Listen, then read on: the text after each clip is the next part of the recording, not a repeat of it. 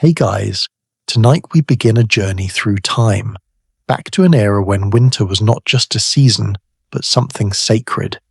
Picture this. You're standing in ancient Rome, 2,000 years ago, on the darkest night of the year. The sun has abandoned you. Crops have died. Warmth feels like a distant memory, and yet, all around you, people are celebrating. They are feasting. They are exchanging gifts. They are turning the world upside down, letting slaves become masters for a day. Why? Because they truly believe, that if they celebrate hard enough, the sun will return. This is not Christmas, not yet. But without these ancient winter festivals, Christmas as we know it today would not exist. So here is the question that will keep you awake tonight. How did a Christian holiday celebrating the birth of Jesus absorb the rituals of pagans who worship the sun? And why did the church choose December 25th when the Bible never mentions that date? The answers will surprise you. Before we dive into this story together, I want to ask you something. If you are enjoying what we're exploring here, would you take just a moment to subscribe to the channel? Hit that like button if this sparks your curiosity, and maybe share this video with someone who loves history as much as you do. Oh, and I am genuinely curious. Where are you watching this from right now? What time is it there? Drop a comment below. I read every single one, and I love hearing from you. Now, let us set the mood. Dim those lights. Maybe turn on a fan for that gentle background sound. Get comfortable. We're about to travel back in time, and I promise you, this is going to be fascinating. Let me take you back to ancient Rome, around the year 274. The empire is massive, stretching from Britain to Egypt, from Spain to Syria. But here is the thing. Winter is terrifying. Not in the way we think of winter today, with cozy sweaters and hot chocolate. No. For ancient Romans, winter meant death. Crops failed. Animals died. The sun seemed to be disappearing from the sky, a little more each day, and people genuinely feared it might not come back. So they did what humans have always done when faced with existential dread. They threw a party, a massive week-long party called Saturnalia. Saturnalia began on December the 17th and lasted until December 23rd.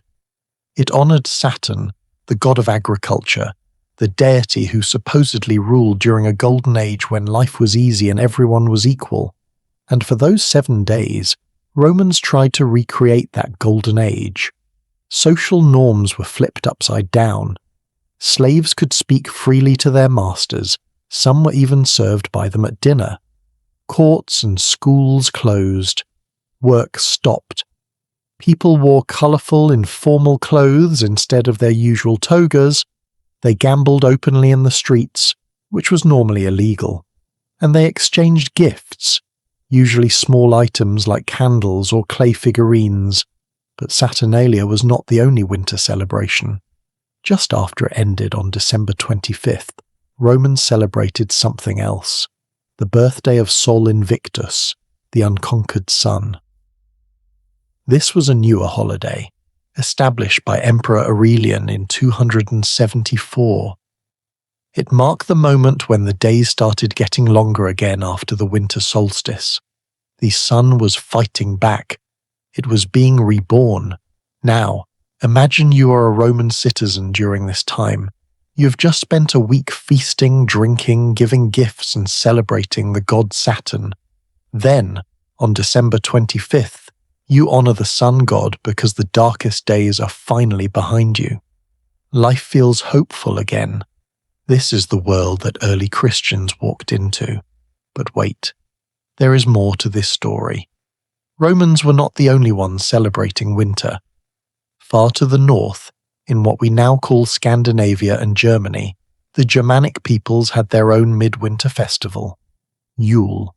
Yule was different from Saturnalia, but it shared that same deep human need to push back against the darkness. The Norse people believed that during Yule, the god Odin, also called the Yule Father, rode across the sky on his 8-legged horse, Sleipnir, leading the wild hunt. This was a ghostly procession through the winter night, and people would leave offerings for Odin, hoping for his favour. They also burned enormous logs, Yule logs, that could keep a fire going for 12 days. Families would gather around these fires, feast on roasted boar, and tell stories.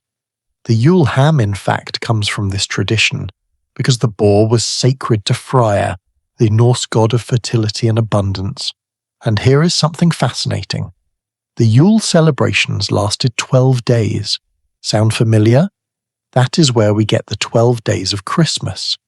Even the tradition of decorating with evergreen trees comes from these ancient northern festivals. In the dead of winter, when everything else was brown and lifeless, evergreen trees stayed green. They symbolized hope, endurance, and the promise that life would return.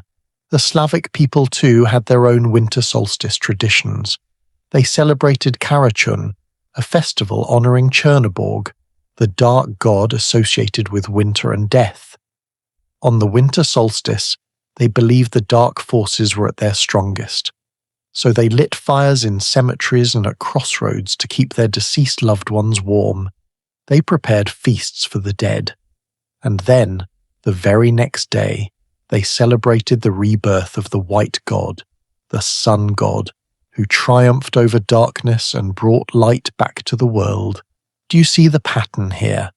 Whether you were in Rome, Scandinavia, or Eastern Europe, the winter solstice was a big deal. It was not just about surviving the cold, it was about something deeper, hope.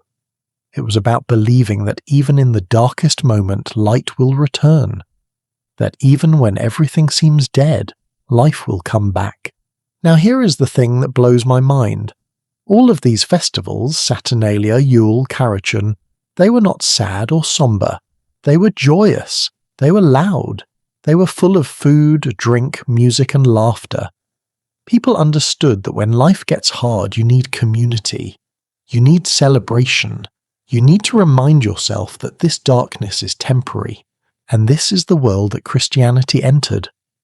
Early Christians, in the first few centuries after Jesus, did not celebrate Christmas at all. In fact, many early church leaders thought birthday celebrations were a pagan custom, something that idol worshippers did. The focus was on Easter, the resurrection. That was the most important Christian holiday. But by the 4th century, something had shifted. Christianity had gone from a persecuted minority religion to the official religion of the Roman Empire, thanks to Emperor Constantine. Suddenly, Christians were not hiding in secret anymore. They were out in the open, trying to convert millions of people who'd been practicing pagan traditions for centuries. And here is the brilliant strategy that the church came up with. Instead of trying to erase all these beloved winter festivals, which would have been nearly impossible, why not absorb them? Why not take the energy, the joy, the traditions that people already loved and give them a Christian meaning? So in the year 336, the Church in Rome officially declared December 25th as the birthday of Jesus Christ. Not because they had historical evidence that Jesus was born on that date, because they did not. The Bible does not tell us when Jesus was born. Scholars today actually think it was more likely in the spring or fall, based on clues in the Gospel accounts about shepherds being in the fields at night, but December 25th worked perfectly. It overlapped with Saturnalia. It matched the birthday of Sol Invictus. It was close to the winter solstice, when everyone was already in a celebratory mood. By choosing this date, the Church was essentially saying, "You love celebrating this time of year? Great, keep celebrating. But now you are celebrating the birth of the light of the world, Jesus Christ." It was genius, really. Instead of fighting the culture, they worked with it. Instead of banning the festivals people loved, they transformed them. And slowly, over centuries, What started as pagan celebrations of the sun became Christian celebrations of the sun. But here is where it gets even more interesting. The church did not just change the meaning of the date, they also absorbed the traditions, those evergreen trees that the Germanic people brought into their homes during Yule. They became Christmas trees, that Yule log that burned for 12 days. It became a Christmas tradition, the gift-giving from Saturnalia. It became part of celebrating the gifts of the Magi, the feasting, the lights, the sense of hope in the darkness. All of it got woven into the fabric of Christmas. And this is what I find so beautiful about this story. Christmas is not a pure, singular tradition that appeared fully formed. It is a tapestry woven from threads of Roman, Germanic, Celtic, and Christian traditions. It is proof that humans, no matter where we come from or what we believe, share the same deep needs for light in the darkness, for connection in the cold, for hope when things seem hopeless. Think about it. When you put up a Christmas tree, you are participating in a ritual that dates back thousands of years. When you give gifts, you are echoing ancient Romans at Saturnalia. When you light candles or hang up lights, you are doing what humans have done since the beginning of time, pushing back against the dark. So the next time someone tells you that Christmas has pagan roots, as if that is a bad thing, you can smile and say, yes, it does. And that is exactly why it is so powerful. Because Christmas took the best parts of human celebration, the joy, the generosity, the hope, and united them under one holiday. It took the light of the sun and transformed it into the light of the world. Now I know what some of you might be thinking. Wait, but what about the religious meaning? Is Christmas just a bunch of borrowed pagan stuff? And the answer is no. The meaning that Christians give to Christmas, the celebration of Jesus' birth, the message of hope and salvation, that is real and significant. But the traditions we use to celebrate that meaning, those are ancient. They are human. They connect us to our ancestors who also stood in the winter darkness and chose to celebrate, to hope, to believe that light would return. And that is the first secret of Christmas. It is not just a Christian holiday. It is a human holiday. It is what happens when faith meets culture, when the sacred meets the seasonal, when ancient wisdom gets passed down through generations and transformed into something new, something beautiful, something that belongs to all of us. As we close this first chapter of our journey, I want you to think about something.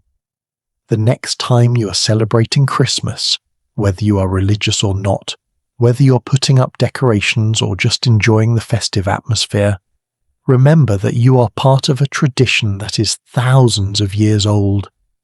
You're participating in humanity's oldest ritual, bringing light and joy into the darkest time of the year, because that is what our ancestors understood, whether they were Romans celebrating Saturnalia, Norse warriors feasting at Yule, or early Christians gathering in secret.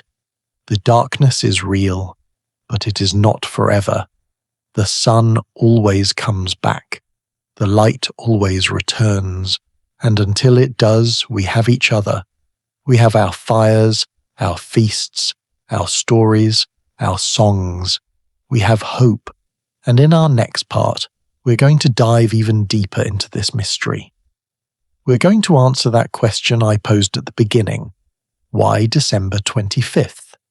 We're going to look at the actual historical debates, the church politics, and the fascinating theories that scholars have developed about how this date was chosen. Trust me, it is not as simple as they just copied the pagans. There is real intrigue here, real controversy, real mystery, and I cannot wait to explore it with you. So stay with me. Keep those lights low. Keep that curiosity alive. Because the story of how Christmas became Christmas, how a holiday celebrating the birth of a Jewish carpenter in the Middle East became the world's biggest winter festival, that story is just beginning. And it is going to be one incredible journey. So we've established that Christmas grew out of ancient winter festivals. But now comes the real mystery, the question that has puzzled historians, theologians, and curious minds for centuries. Why December 25th? Why that specific date? Because here is what we know for certain. The Bible does not tell us when Jesus was born. Not even close. The Gospels of Matthew and Luke describe the birth, but they give us no date, no month, not even a season that we can pin down with absolute confidence. So how did the entire Christian world settle on December 25th? Was it really just about copying the pagans, or is there something deeper going on here? What if I told you that there are actually two competing theories, and scholars have been debating them for over 100 years? And what if I told you that the answer might surprise you, because it is more complex and more fascinating than a simple story of the church stole a pagan holiday? Are you ready to go down this rabbit hole with me? Because this gets good. Let us start with what seems like the obvious explanation. This is called the substitution theory, or sometimes the history of religions theory. And it goes like this. The early Christian church, trying to convert pagans across the Roman Empire, realized they had a problem. People loved their winter festivals. They loved Saturnalia. They loved celebrating the birthday of Sol Invictus, the unconquered sun, on December 25th. These festivals were deeply embedded in the culture. They brought joy during the darkest time of year, so the church made a calculated decision. Instead of fighting these festivals, instead of telling people to stop celebrating, they would simply Christianize them. They would say, "You want to celebrate the return of the sun on December 25th? Perfect. Now you are celebrating the arrival of the Son of God, S-O-N, not S-U-N. You want to honor the light overcoming darkness? Great. Jesus is the light of the world. You want to feast and give gifts?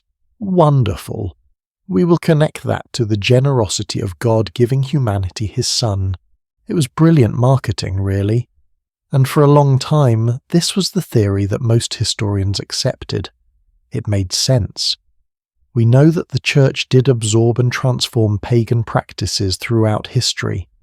We know that Pope Gregory I, in the year 597, explicitly told missionaries to let converted pagans continue some of their old practices, just give them Christian meaning.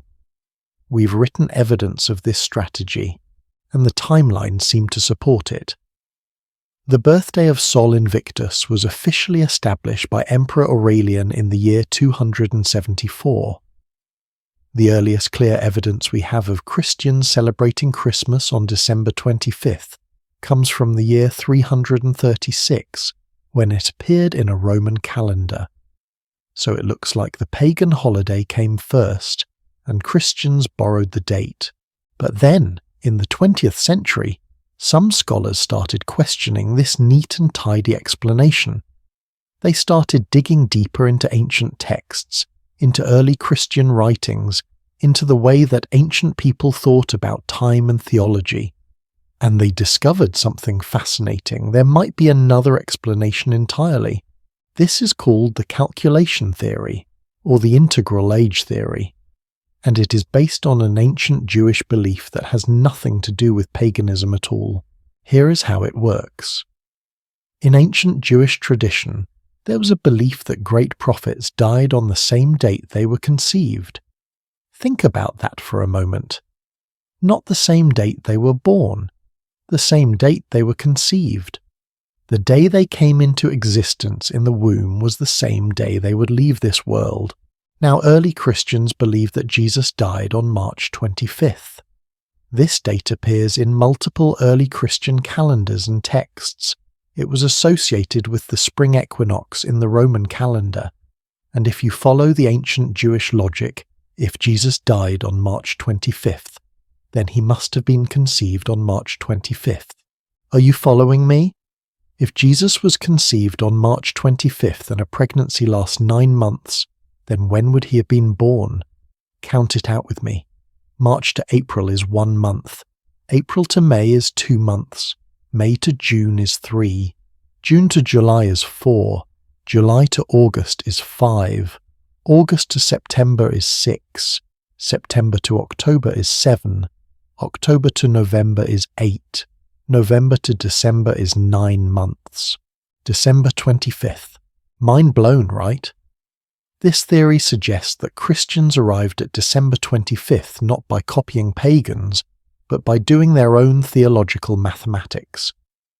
They started with what they believed was the date of the crucifixion, applied an ancient Jewish tradition about conception and death, and calculated backwards to find the birth date.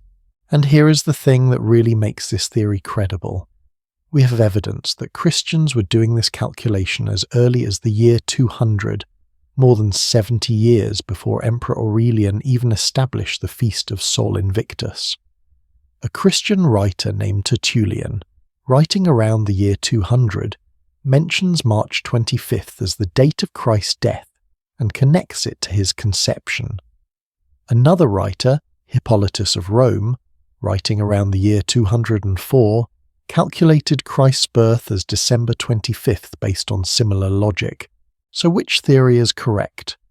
Did Christians copy the pagans, or did they arrive at December 25th independently through their own theological calculations? And this is where it gets really interesting, because the answer is probably both. History is rarely neat and simple, is it? It is messy. It is complicated. Multiple things can be true at the same time. Here is what likely happened. By the early 4th century, some Christian communities had already been celebrating Christ's birth on December 25th, based on the calculation method. But it was not universal. Different Christian communities celebrated on different dates. Some Eastern churches celebrated on January 6th. Some did not celebrate Christ's birth at all, focusing only on Easter. Then, in the year 312, something massive happened. Emperor Constantine converted to Christianity, or at least he claimed to have had a vision before the Battle of Milvian Bridge, and after his victory he began favouring Christianity throughout the empire. By 313, with the Edict of Milan, Christianity became a legal religion. No more persecution, no more hiding. Suddenly, Christianity was not just allowed, it was fashionable, it was powerful, and the church found itself in a position it had never been in before. It had to organize itself as a major imperial religion. It had to standardize practices across the entire Roman world. And this is where the strategic brilliance comes in. Church leaders in Rome looked at December 25th and realized it was perfect for multiple reasons.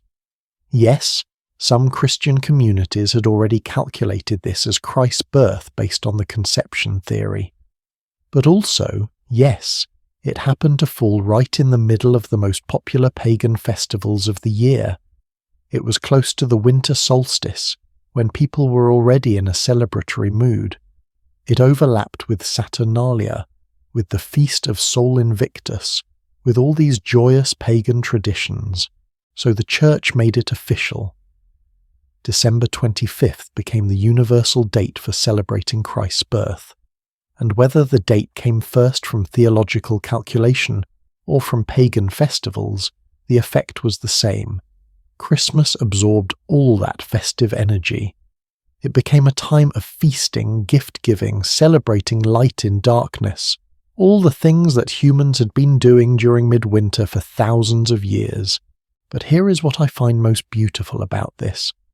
Whether you believe the calculation theory or the substitution theory or some combination of both, what you are seeing is the same fundamental human impulse playing out. We need hope in the darkness. We need celebration when times are hard.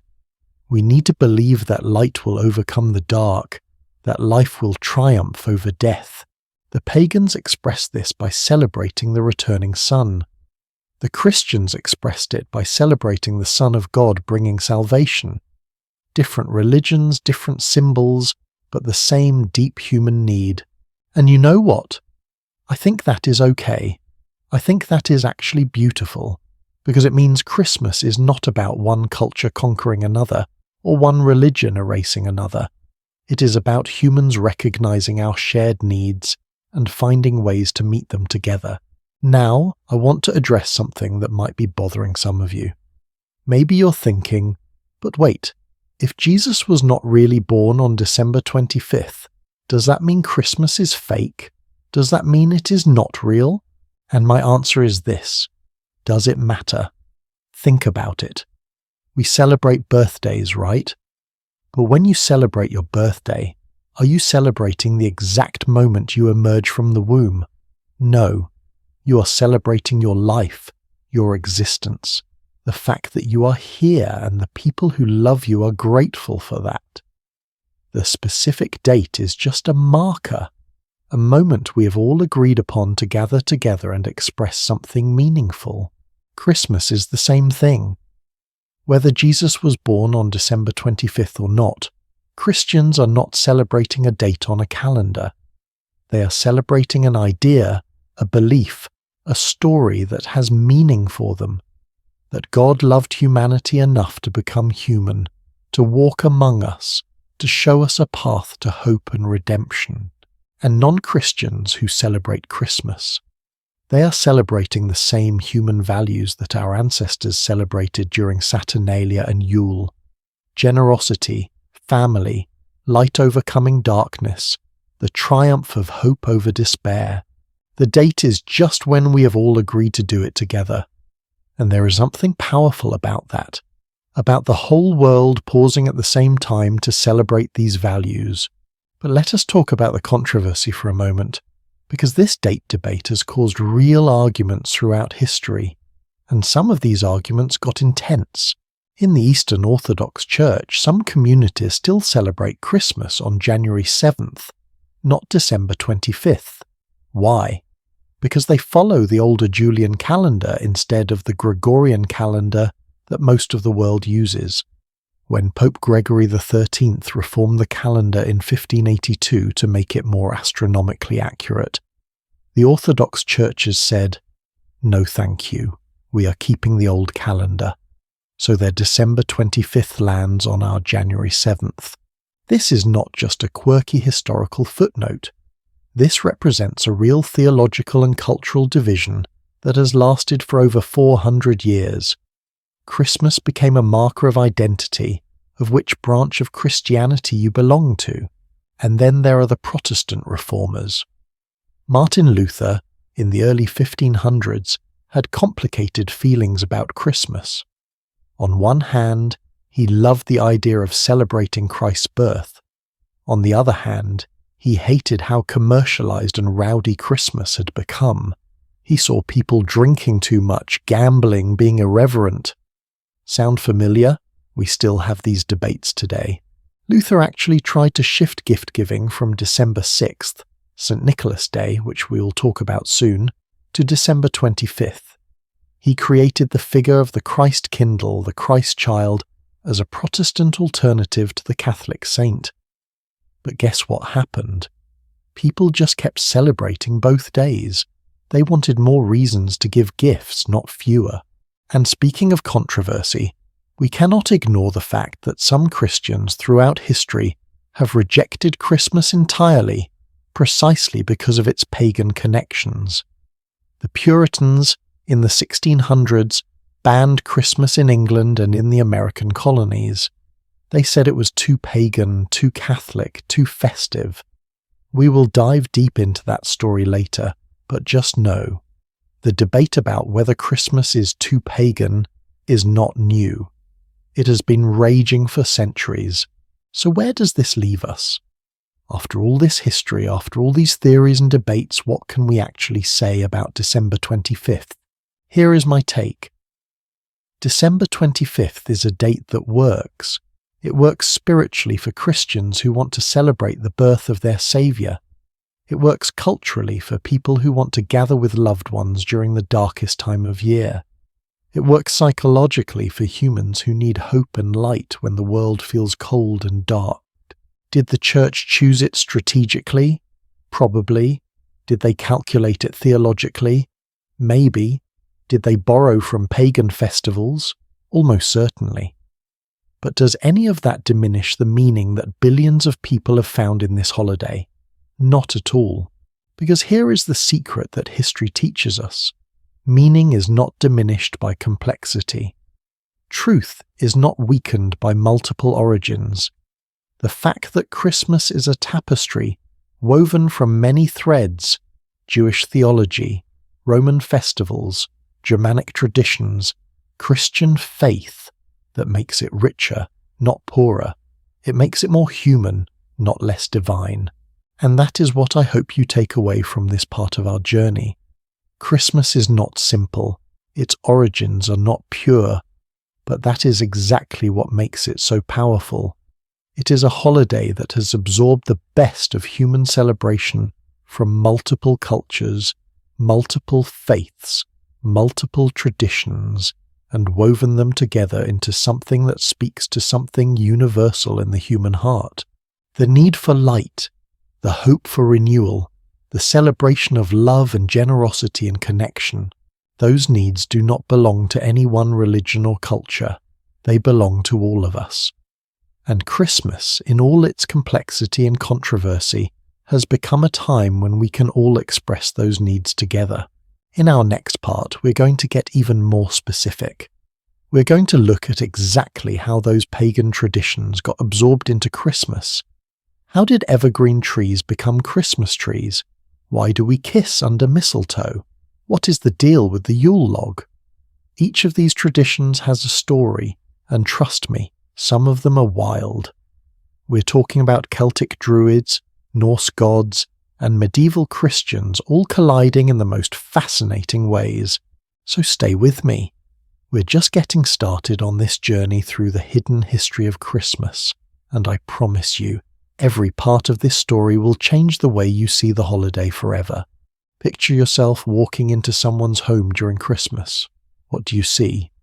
A tree decorated with lights and ornaments, wreaths made of holly and ivy hanging on the door, maybe some mistletoe overhead, a beautifully crafted nativity scene, candles flickering in the windows. These are the images we associate with Christmas, the traditions that feel timeless and sacred. But what if I told you that almost every single one of these traditions has a backstory that would shock most people? What if the Christmas tree has roots in ancient tree worship? What if mistletoe was considered so sacred by druids that it could only be cut with a golden sickle? What if kissing under it has absolutely nothing to do with Christianity and everything to do with Norse mythology? This is where the story gets wild, my friends. Because when the Christian church absorbed the winter festivals, they did not just change the date and the meaning, they also took the decorations, the symbols, the physical objects that people loved, and they Christianized them. They gave them new stories, new meanings, new purposes, and the result is that your Christmas tree sitting in your living room right now is actually carrying on a tradition that dates back thousands of years to people who worshipped very different gods. Are you ready to have your mind blown? Because we are about to trace the pagan DNA in every Christmas decoration you have ever seen. Let us start with the most obvious one, the Christmas tree. This tradition feels so quintessentially Christmas that it is shocking to learn it has nothing to do with anything in the Bible. There are no evergreen trees in the nativity story. Jesus was not born next to a decorated fir tree. So where did this come from? The answer takes us back to those Germanic tribes we talked about earlier, the ones celebrating Yule in the frozen forests of northern Europe. To these people, evergreen trees were magical. Think about their world for a moment. During winter, everything died. Leaves fell off the trees, grass turned brown, flowers disappeared. The whole world became grey and lifeless, except for the evergreens. Pine trees, fir trees, spruce trees, they stayed green all winter long. They seemed to defy death itself. And to ancient people, this was not just interesting, it was miraculous. It was proof that life could survive even in the deadest season. so they brought these trees into their homes during the winter solstice. They saw them as symbols of eternal life, of nature's power to endure. Some historians believe they also thought evergreens had protective powers, that they could ward off evil spirits and bring good luck. But here is where it gets even more specific. There is a legend about St. Boniface, a Christian missionary in Germany in the early 700s. According to the story, he encountered pagans worshipping at a sacred oak tree dedicated to Thor, the thunder god. Boniface, being zealous in his mission, took an axe and chopped down the oak tree. Now, you might think this would make the pagans furious, but according to the legend, as the oak fell, a young fir tree sprang up in its place. Boniface pointed to this fir tree and said, "This is your tree. Its triangular shape represents the Holy Trinity, Father, Son, and Holy Spirit. Its evergreen nature represents eternal life through Christ. This tree points upward to heaven, not outward to earthly gods." Is this story historically accurate? Probably not. It has all the hallmarks of a medieval legend designed to explain how a pagan custom became Christian. But what it shows us is the strategy. Do not destroy what people love. Transform it. Give it new meaning. By the 1600s, decorated Christmas trees were becoming common in Germany. People would bring fir trees into their homes and decorate them with apples, representing the fruit from the Garden of Eden, and wafers, representing the Eucharist. Some added candles to represent Christ as the light of the world. And then, in 1848, something happened that spread this tradition across the English-speaking world. Queen Victoria and Prince Albert, who was German, were illustrated in a popular newspaper standing with their children around a decorated Christmas tree. This was huge. The British royal family, the most influential family in the world at that time, celebrating with a Christmas tree. Suddenly everyone wanted one. If it was good enough for the Queen, it was good enough for everyone else. Within a decade, Christmas trees went from being a quirky German tradition to being an essential part of Christmas in Britain and America. But here is what I love about this story. The Christmas tree is a perfect example of how traditions evolve. It started as pagan tree worship. It became a symbol of the Holy Trinity. It turned into a royal fashion statement. And now, for most people, it is just part of Christmas. Most people putting up a tree today are not thinking about Thor or St. Boniface or Queen Victoria. They are thinking about family, tradition, the joy of decorating together. The meaning has changed, but the practice remains. Now let us talk about mistletoe. And oh boy, does this one have a weird history. Mistletoe is a parasitic plant. It grows on other trees, sending roots into their branches and taking nutrients. To ancient people, this was bizarre and magical. How did a plant grow in mid-air, seemingly appearing out of nowhere on the branches of an oak tree? The Druids, the priestly class of the Celtic people in Britain and France, considered mistletoe to be sacred, especially when it grew on oak trees. They believed it had healing powers, that it could cure diseases and protect against evil. They would harvest it in elaborate ceremonies, cutting it with a golden sickle so it never touched the ground, catching it in white cloth. But the really interesting part is the Norse mythology. There is a story about Baldur, the most beloved of all the Norse gods. His mother, Frigg, had a premonition that he would die, so she went to every plant and animal in the world and made them promise not to harm her son. Every single one agreed. Well, almost everyone. She forgot about mistletoe. It seemed too small, too insignificant to bother with. But Loki, the trickster god, discovered this oversight. He made an arrow from mistletoe and tricked Baldur's blind brother into shooting it.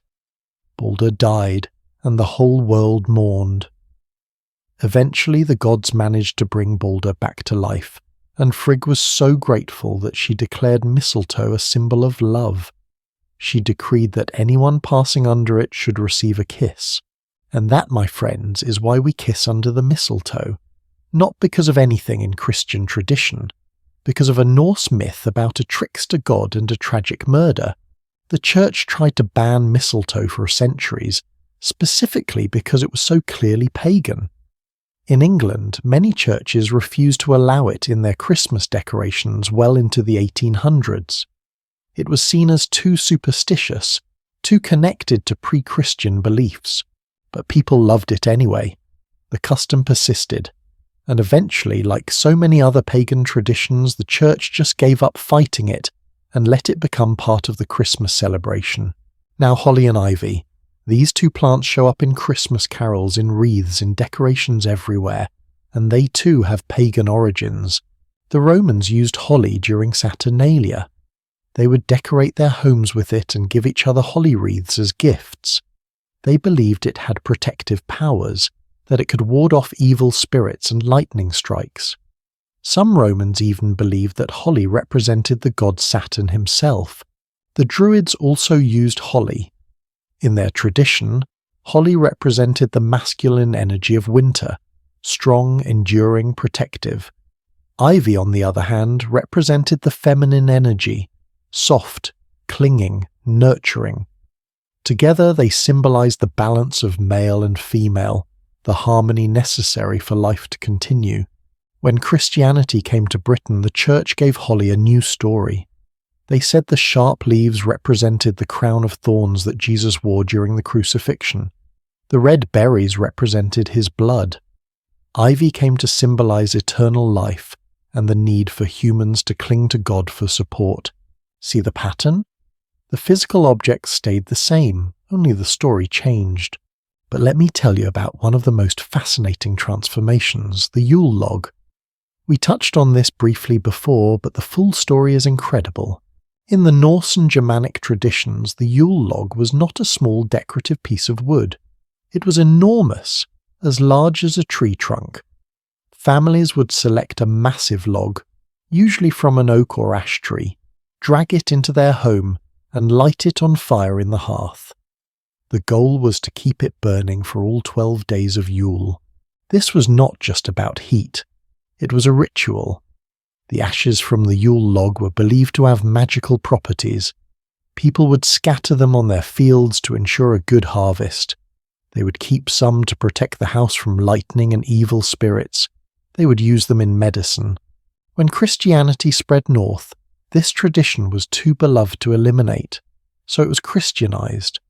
The log now represented the light of Christ entering the world. The 12 days became the 12 days of Christmas, from December 25th to January 6th. Families would pray over the log before lighting it, asking for God's blessing. In some parts of Europe, people would carve crosses into the log before burning it. In others, they would save a piece of the log to light next year's fire, creating a chain of continuity from year to year. And in modern times, well, the Yule log transformed again. Most homes do not have massive fireplaces anymore. We do not need huge logs for heat. So the Yule log became a dessert, a chocolate cake rolled to look like a log, often decorated with powdered sugar to look like snow and marzipan mushrooms for decoration. A ritual that once involved dragging a tree trunk through the snow is now a pastry you buy at the bakery. But the name remains, carrying that ancient tradition forward in a completely different form. Here is what strikes me about all these transformations. Every single one represents a negotiation between old and new, between pagan and Christian, between what people loved and what the church wanted them to believe. And you know what? The church was smart about this. They understood something profound about human nature. You cannot just tell people to stop loving what they have always loved. You cannot demand that they abandon practices that connect them to their ancestors, to their land, to their sense of identity. What you can do is transform those practices. Give them new meanings that align with your values.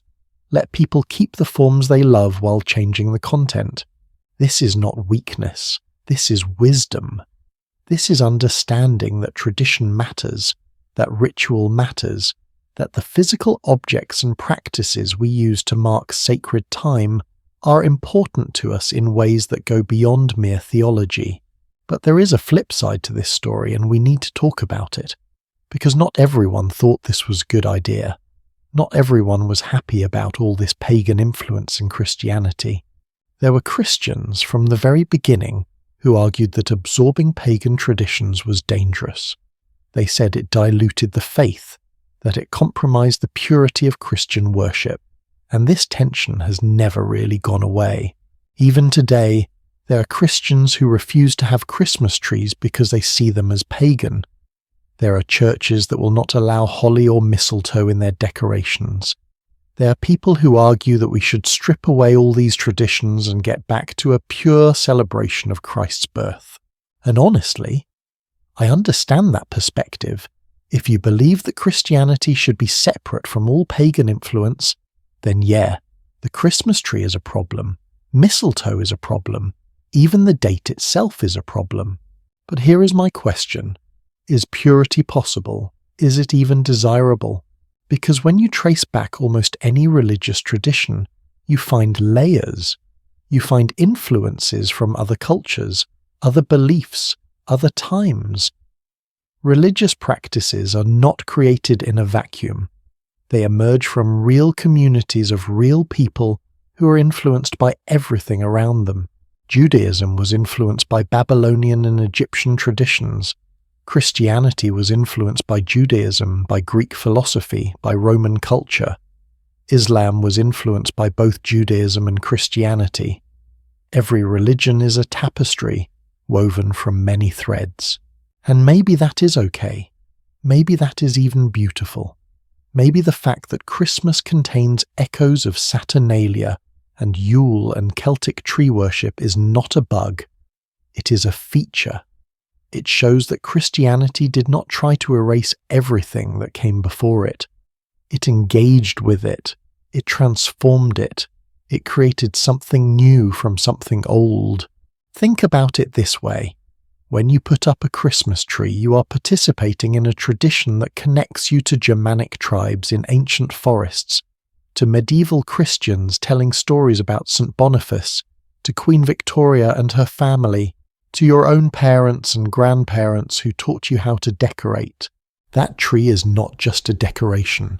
It is a living link to thousands of years of human history, thousands of years of people trying to bring light and hope into the darkest season. And is not that what Christmas is really about? Not the perfect historical purity of every tradition, but the human need to connect to our past, to each other, to something larger than ourselves. Every ornament you hang carries a story. Every candle you light echoes countless other candles lit by people long gone. Every carol you sing has verses that have been sung in different languages, in different times, by people facing their own versions of darkness and hoping for light. Christmas is not a museum piece frozen in time. It is a living tradition, constantly evolving, constantly absorbing new influences while carrying forward the old. The pagan elements are not corruptions. They are part of the story, part of the richness, part of what makes Christmas so universally resonant. Because ultimately, whether you are pagan or Christian or neither, whether you're celebrating the return of the sun or the birth of the sun, whether you see the tree as sacred to Thor or symbolic of the Trinity, you are expressing the same fundamental hope. That light conquers darkness, that life defeats death, that love is stronger than despair, and that hope, that is older than Christianity. It is older than paganism. It is as old as humanity itself. In our next part, we're going to meet the man who started the whole Santa Claus tradition.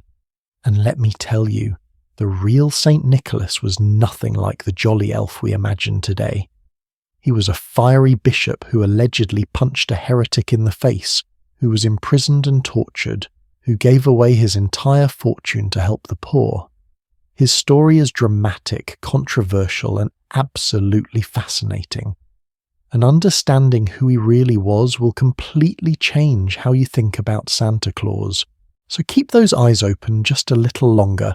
We're about to discover the truth behind the most famous Christmas figure of all, There is a man you think you know. He wears a red suit, has a white beard, and brings presents to children on Christmas Eve. He is jolly. He is round. He lives at the North Pole with elves and flying reindeer. He is Santa Claus, and he is one of the most recognizable figures in the entire world. But what if I told you that this character is based on a real person? And what if I told you that the real man was nothing like the image we have today? No red suit, no reindeer, no workshop at the North Pole. Instead, he was a fierce Christian bishop in 4th century Turkey who spent time in prison, who may have participated in one of the most important theological debates in Christian history, and who, according to legend, punched someone in the face during a church council. His name was Nicholas. He lived in the city of Myra, in what is now southern Turkey, around the year 270 to 343. And the journey from that man to the Jolly Santa we know today is one of the wildest transformations in all of Christmas history. Are you ready to meet the real Saint Nicholas? Because once you hear his story, you will never look at Santa Claus the same way again. Let us start at the beginning. Nicholas was born in the ancient city of Patara, in the region of Lycia during the Roman Empire. His parents were wealthy Christians, which was somewhat unusual for that time. Remember, Christianity was still illegal and often persecuted. Christians had to worship in secret, and being openly Christian could get you arrested or worse. But Nicholas's family had money, and they raised their son in the Christian faith. According to the legends, and we have to be careful here because much of what we know about Nicholas comes from stories written centuries after his death. His parents died when he was a young man, possibly during an epidemic. They left him a substantial inheritance. Now, here is where Nicholas made a choice that would define his entire legacy. He could have kept that wealth, lived comfortably, enjoyed his privilege, but instead, he took seriously the words of Jesus in the Gospel of Matthew. If you want to be perfect, go, sell your possessions and give to the poor, and you will have treasure in heaven. So that is exactly what Nicholas did. He gave away his inheritance, not some of it, all of it. He used his wealth to help people in need, and he did it secretly, anonymously, not seeking recognition or praise. And this is where the most famous story about Nicholas comes in, the one that started the whole gift-giving tradition. There was a man in Myra who had 3 daughters. In those days, a young woman needed a dowry to get married, basically money or property that her family would give to her husband. Without a dowry, a woman was unlikely to marry. And if she could not marry, her options were extremely limited. Some women in this situation were forced into slavery or prostitution just to survive. This father was desperate. He had 3 daughters and no money for dowries. The family was facing ruin. Nicholas heard about this situation, and late one night he took a bag of gold, enough for a dowry, and threw it through the window of the man's house. Some versions say he dropped it down the chimney. Either way, the gold landed in a stocking that had been hung by the fireplace to dry. Sound familiar? This is where we get the tradition of hanging stockings by the fireplace. The father was overjoyed. His eldest daughter could now marry. But Nicholas was not done. On 2 more occasions, he secretly delivered bags of gold for the other 2 daughters. On the 3rd night, the father was waiting. He wanted to know who his mysterious benefactor was.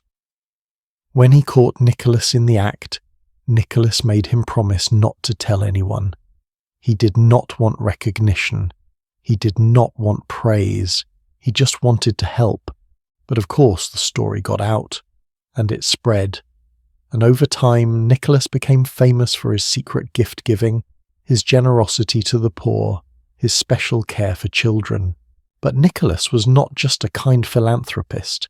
He became a bishop, a leader in the church, while he was still a young man. And this was during one of the most dangerous times to be a Christian leader. In the year 303, the Roman Emperor Diocletian launched what historians call the Great Persecution. This was a coordinated empire-wide attempt to destroy Christianity. Churches were burned, Christian texts were confiscated and destroyed. Anyone who refused to worship the Roman gods was subject to imprisonment, torture, or execution. Nicholas was arrested.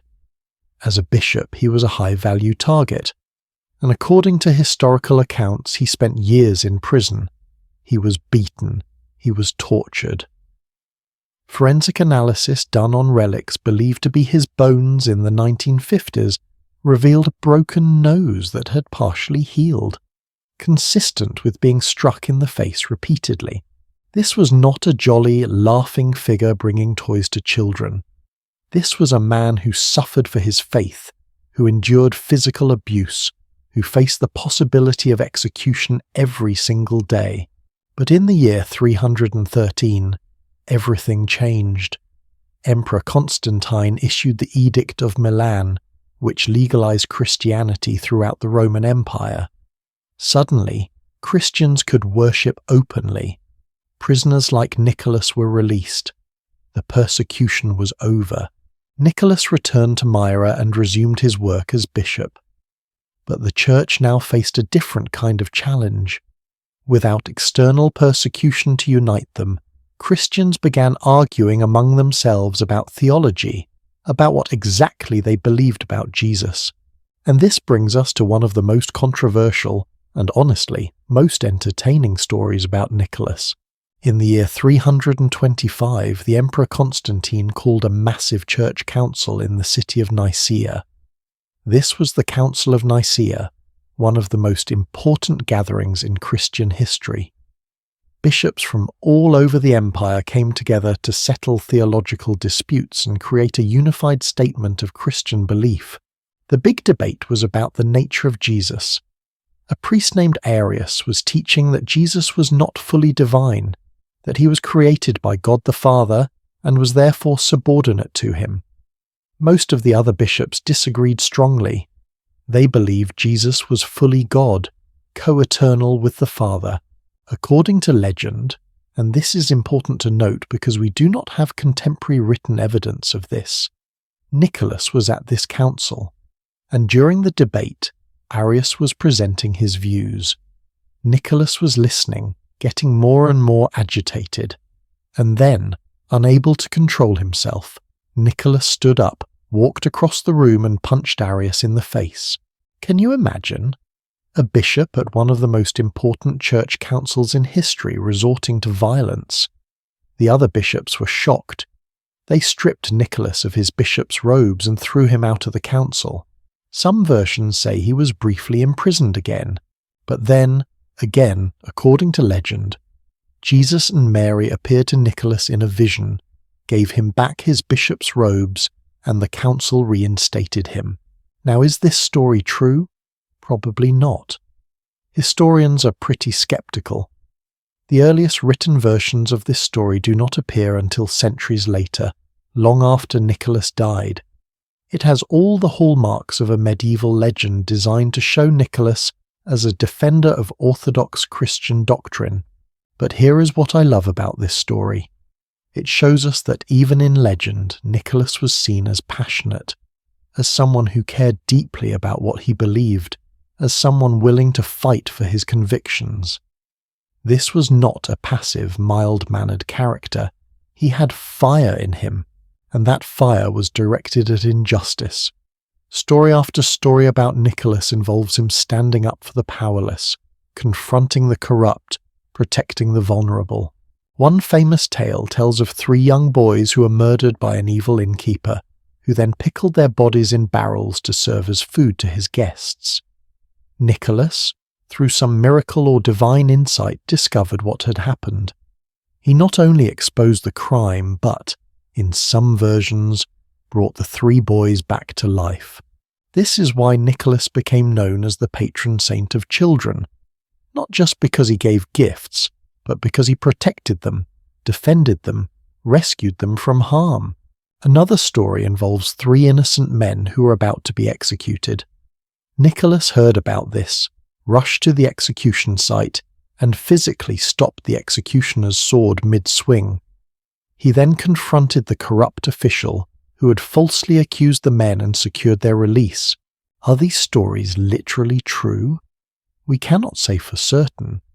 What we can say is that they reveal how people remembered Nicholas, what qualities they associated with him. He was brave, he was just, he cared about the poor and the powerless. He was willing to confront evil even when it was dangerous. And here is something fascinating. Nicholas died on December 6th, probably in the year 343, and almost immediately his tomb in Myra became a pilgrimage site. People came from all over the Christian world to pray at his grave, to ask for his intercession, to honor his memory. Miracles were reported. Sick people claimed to be healed. Sailors caught in storms prayed to Nicholas and said he appeared to them and calmed the waters. He became the patron saint of sailors, of merchants, of children, of students, of the poor, of the falsely accused. In medieval Europe, there were more churches dedicated to St. Nicholas than to any other saint except Mary. His feast day, December 6th, became one of the most widely celebrated days in the Christian calendar. Children would put out their shoes the night before, hoping that St. Nicholas would fill them with treats or small gifts. And this is important. For centuries, St. Nicholas Day on December 6th was the main gift-giving holiday in Europe, not Christmas. Christmas was a religious observance focused on the birth of Jesus. St. Nicholas Day was when children got presents, but then something happened. In the 1600s, during the Protestant Reformation, many Protestants rejected the veneration of saints. They saw it as too Catholic, too much like idol worship. They wanted to focus on Jesus alone, not on saints who might compete with Christ for devotion. Martin Luther, the leader of the Reformation in Germany, tried to shift the gift-giving from St. Nicholas Day to Christmas. He created the figure of the Christ Kindle, the Christ child, as an alternative gift-bringer. The idea was that children would receive gifts on Christ's birthday, not on a saint's feast day. But here is what actually happened. People just celebrated both. They kept St. Nicholas on December 6th and added Christmas gift-giving as well. The human desire for celebration and generosity was stronger than theological objections. Meanwhile, in the Netherlands, St. Nicholas, or Sinterklaas as he was called in Dutch, remained incredibly popular. He was depicted as a bishop in traditional robes, riding a white horse, accompanied by helpers who would give gifts to good children and warnings to naughty ones. And when Dutch settlers came to the New World, to the colony of New Amsterdam, which would later become New York, they brought Sinterklaas with them. The name gradually got anglicized. Sinterklaas became Santa Claus. But at this point, in the early 1800s, Santa Claus was still basically St. Nicholas. He still looked like a bishop. He still came on December 6th, or sometimes Christmas Eve. He was still recognizably connected to the historical figure from 4th century Turkey. The transformation into the modern Santa Claus, the jolly, round, red-suited figure that happened in America in the 19th century. And we will explore that incredible transformation soon. But for now, I want to sit with the real Nicholas for a moment, because there is something profound about the contrast between the real man and the modern myth. The real Nicholas lived in poverty by choice, giving away his wealth to help others. The modern Santa lives in luxury, managing a toy factory. The real Nicholas was beaten and imprisoned for his faith. The modern Santa faces no real hardship, no real danger. The real Nicholas stood up to injustice and corruption, even violently. The modern Santa just checks if you've been naughty or nice. Does this mean the modern Santa is wrong? Does it mean we have betrayed the real Nicholas? I do not think so. What it means is that we have taken the core of what Nicholas represented: generosity, care for children, the joy of giving, and transformed it into something that can exist in a secular world. that can be shared by people of all faiths and no faith. But I do think there is value in remembering the real man, because Nicholas was not safe. He was not comfortable. He was not just a kindly old man who made children happy. He was a revolutionary figure who challenged power, who gave up everything for his beliefs, who suffered for standing up for justice. And that kind of radicalism, that kind of commitment, that willingness to sacrifice for others, that is still desperately needed in our world. When we tell children about Santa Claus, we're teaching them that generosity is good, that thinking about others brings joy, and those are beautiful lessons. But maybe we could also tell them about Nicholas, about a man who saw people suffering and did not just feel bad about it. He did something. About someone who had wealth and privilege and chose to give it all away. About a person who stood up to corruption even when it cost him dearly, because that is a kind of hero we need. Not a magical figure who appears once a year with presents, but a real person who lived a life of radical generosity and justice. The bones of St. Nicholas, by the way, have had their own incredible journey. In 1087, Italian sailors raided the church in Myra and stole his relics, bringing them to the city of Bari in southern Italy. The church there, the Basilica di San Nicola, still houses what are believed to be his bones. In 1953, during renovations, scientists were allowed to examine the relics. They took detailed measurements, X-rays, photographs. And in 2004, forensic scientists at the University of Manchester in England used this data to create a facial reconstruction of what Nicholas probably looked like. The result? A man who was about 5 feet 6 inches tall, with a weathered face, a broken nose and a strong, determined expression. Not jolly, not round, not particularly old, since he died in his 50s or early 60s. Just a man. A real man who lived and suffered and gave and fought and changed the world. And that face, that real face reconstructed from ancient bones, tells us more about the true spirit of Christmas than any cartoon Santa ever could. Because Nicholas reminds us that the greatest gifts are not things. They are acts of courage, of sacrifice, of standing up for what is right even when it costs you everything. That is the real Saint Nicholas. That is the man who started it all, and his story is so much more powerful, so much more inspiring than the myth we have built around him. But the journey from that fierce Turkish bishop to the jolly North Pole resident, that is a story in itself. And in our next part, we're going to trace that transformation step by step. We're going to see how different cultures took Nicholas and remade him in their own image, adding layers of folklore and legend until he became something entirely new.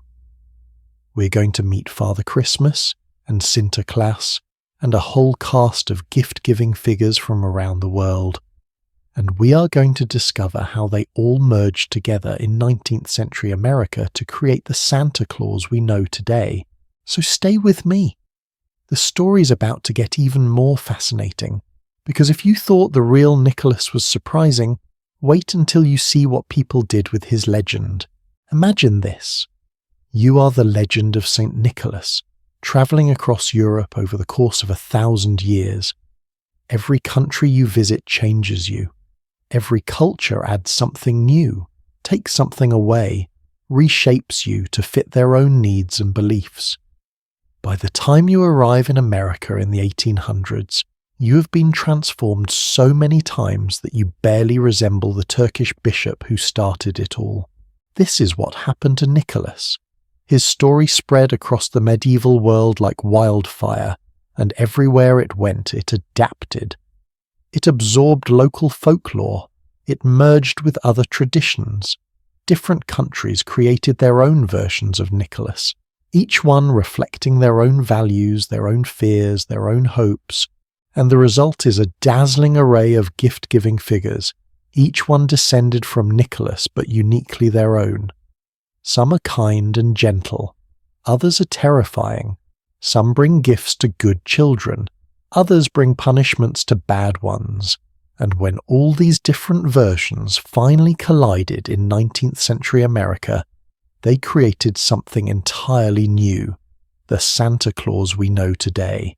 So let us take a journey across Europe and watch Nicholas transform before our eyes. Because this is not just a story about one figure evolving, this is a story about how different cultures imagine generosity, childhood, morality, and magic. Let us start in the Netherlands, because Dutch Sinterklaas is probably the most direct ancestor of American Santa Claus, and he is fascinating. In Dutch tradition, Sinterklaas arrives in mid-November by steamboat from Spain. Yes, Spain. Why Spain? Because that is where his relics supposedly reside part of the year. Never mind that the actual relics are in Italy. Folklore does not have to make perfect geographic sense. Sinterklaas is still dressed as a bishop, complete with red robes, a tall mitre hat, and a golden staff. He rides a white horse named Amerigo across the rooftops, and he is accompanied by helpers called Zwarte Piet, or Black Pete. Now we need to talk about Zwarte Piet for a moment, because this is controversial and important. In traditional depictions, these helpers were portrayed with blackface makeup, large red lips, and curly black wigs. The explanation given was that they were black from climbing down chimneys, but the imagery clearly had racist origins, reflecting colonial attitudes toward black people. In recent years, this has become a huge debate in the Netherlands. Many people have called for changing or eliminating the Zwarte Piet character, arguing that it perpetuates harmful stereotypes. Others defend it as harmless tradition. The controversy shows us something important. Traditions are not neutral. They carry the values and prejudices of the times that created them, and sometimes traditions need to evolve. But back to Sinterklaas himself. On December 5th, the eve of St. Nicholas Day, Dutch children put out their shoes by the fireplace or door. If they have been good, Sinterklaas fills the shoes with candy, small toys, or chocolate letters spelling their names. If they have been bad, they might find a bundle of sticks, or in extreme cases, Zwarte Piet might threaten to put them in a sack and take them back to Spain. Notice something. The good versus naughty dynamic, the checking who deserves rewards, the threat of punishment for bad children. This all comes from the Dutch Sinterklaas tradition. American Santa Claus inherited this moral framework, but the Netherlands is just one stop on Nicholas's journey. Let us head north to Scandinavia, where the traditions get even more interesting. In Norway, Sweden, Denmark, and Finland, the Christmas gift-bringer has a different origin story. He's called Julenissen in Norwegian, Jultomten in Swedish, or Joulupukki in Finnish, and originally he was not connected to St. Nicholas at all. These figures evolved from ancient Norse folklore about small gnome-like creatures called tomt or nisse, who lived on farms and protected the household. They were spirits of the land, connected to pre-Christian beliefs. Families would leave out offerings of porridge for the tomt on Christmas Eve to keep them happy and ensure good fortune. Over time, especially in the 1900s, these creatures merged with the Santa Claus figure coming from America and England. So modern Scandinavian Christmas gift-bringers are a hybrid. They have the appearance and gift-giving role of Santa, but they retain some of the older, stranger, more magical quality from pagan folklore. The Finnish Joulupukki is particularly interesting because the name literally means Yule goat. This goes back to ancient traditions we talked about earlier, where a goat figure was associated with winter celebrations. Over time, the goat became a person who delivers gifts, but the name stuck. And here is something I love. In Finland, Joulupukki does not live at the North Pole. He lives in Lapland, in northern Finland, on a mountain called Korvatunturi. This is considered his official residence, and you can actually visit it. Finland has essentially claimed Santa Claus as their own, and millions of tourists go there every year to meet him. Now let us cross over to Germany, where things get delightfully weird. In parts of Germany, Austria, and other alpine regions, St. Nicholas has a companion. But this is not a helpful elf or a cheerful assistant. This is Krampus, and Krampus is absolutely terrifying. Krampus is a demonic creature with horns, fangs, a long-pointed tongue, and shaggy fur. He carries chains and bells. In his hand, he holds a bundle of birch branches used to swat naughty children, and in some versions, he carries a basket on his back to kidnap the worst children and drag them to hell. On the night of December 5th, Krampusnacht, Krampus night, this creature roams the streets alongside St. Nicholas. Nicholas rewards the good children. Krampus punishes the bad ones. It is the ultimate good cop, bad cop routine. Where did Krampus come from? He almost certainly has pre-Christian origins, probably connected to wild nature spirits or demons from Alpine folklore. When Christianity arrived, instead of eliminating these frightening figures, the Church incorporated them as moral lessons. Krampus became the embodiment of what happens to sinful children, a scary story to encourage good behavior. And Krampus is not just historical. In recent decades, there has been a huge revival of Krampus celebrations, especially in Austria. Young men dress up in elaborate, terrifying Krampus costumes and parade through the streets, chasing people, rattling chains, creating controlled chaos.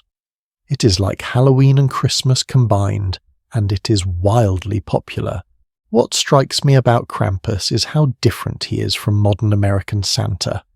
American Santa might put coal in your stocking if you're naughty, which is basically a mild disappointment. Krampus will beat you with sticks and possibly drag you to the underworld. American Christmas has softened considerably, has it not? But Germany also gave us another important figure, the Christkindl, or Christ Child. This was Martin Luther's Protestant alternative to St. Nicholas, as we mentioned earlier. Luther wanted to shift focus away from saints and toward Christ himself. The Christkindl is usually depicted as a young angelic figure dressed in white and gold, sometimes with wings, sometimes carrying a small Christmas tree. In some regions, it is clearly meant to represent the baby Jesus. In others, it has become more of an angelic messenger. When German immigrants came to America, they brought the Christkindl tradition with them. And here is where language gets fun. The name Christkindl got anglicized and corrupted over time. Say it a few times fast. Christkindl, Kris Kindle, Kris Kringle. Yes. Kris Kringle, one of the American names for Santa Claus, actually comes from a Protestant alternative to St. Nicholas that was supposed to represent Christ himself. Ironic, right? It all got blended together. Now let us head to England, where we meet Father Christmas. And he is a fascinating character because he is not originally connected to St. Nicholas at all. Father Christmas first appears in English records in the 1500s, during the Tudor period. He is not a gift bringer. He is a personification of Christmas itself, specifically of the feasting, drinking, and merriment associated with the holiday. Father Christmas is usually depicted as a large man in green or red robes, often with a crown of holly or ivy. He embodies the spirit of good cheer, of hospitality, of abundance. He shows up in plays and pageants, encouraging people to celebrate, to be generous with food and drink, to enjoy the holiday season. The most famous early depiction of Father Christmas is probably in Charles Dickens's A Christmas Carol, published in 1843. The Ghost of Christmas Present is essentially Father Christmas, a giant, jovial man in a green robe trimmed with fur, surrounded by abundance, spreading joy and goodwill. For centuries, Father Christmas and St. Nicholas existed side by side in English culture as separate figures. St. Nicholas came on December 6th with gifts for children. Father Christmas represented the celebration of December 25th itself, but in the late 1800s and early 1900s something happened. The American Santa Claus, which we'll discuss in detail soon, became so popular and so widely exported through advertising and media that he essentially merged with Father Christmas. The two figures combined, taking the gift-giving aspect from Nicholas and the jolly personality from Father Christmas, creating the British Santa we know today. Many older British people still call him Father Christmas rather than Santa Claus, preserving that connection to the older tradition. But functionally, they are now the same figure. What I find beautiful about all these different traditions is that they show us how one story can branch into many stories, each one reflecting the culture that tells it. The Dutch wanted a figure who rewarded virtue and punished vice, so they created a stern bishop with threatening helpers. The Germans wanted to preserve their scary folklore while also teaching Christian values, so they created Krampus alongside St. Nicholas.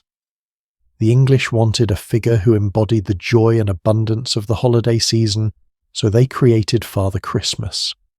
The Finns wanted to claim the magic for themselves, so they put Santa in Lapland, and each culture's version tells us something about their values. What do they think childhood should be like? How do they think about morality? What role does fear play in teaching children? How much do they value abundance versus modesty? How do they feel about magic and folklore? These are not trivial questions.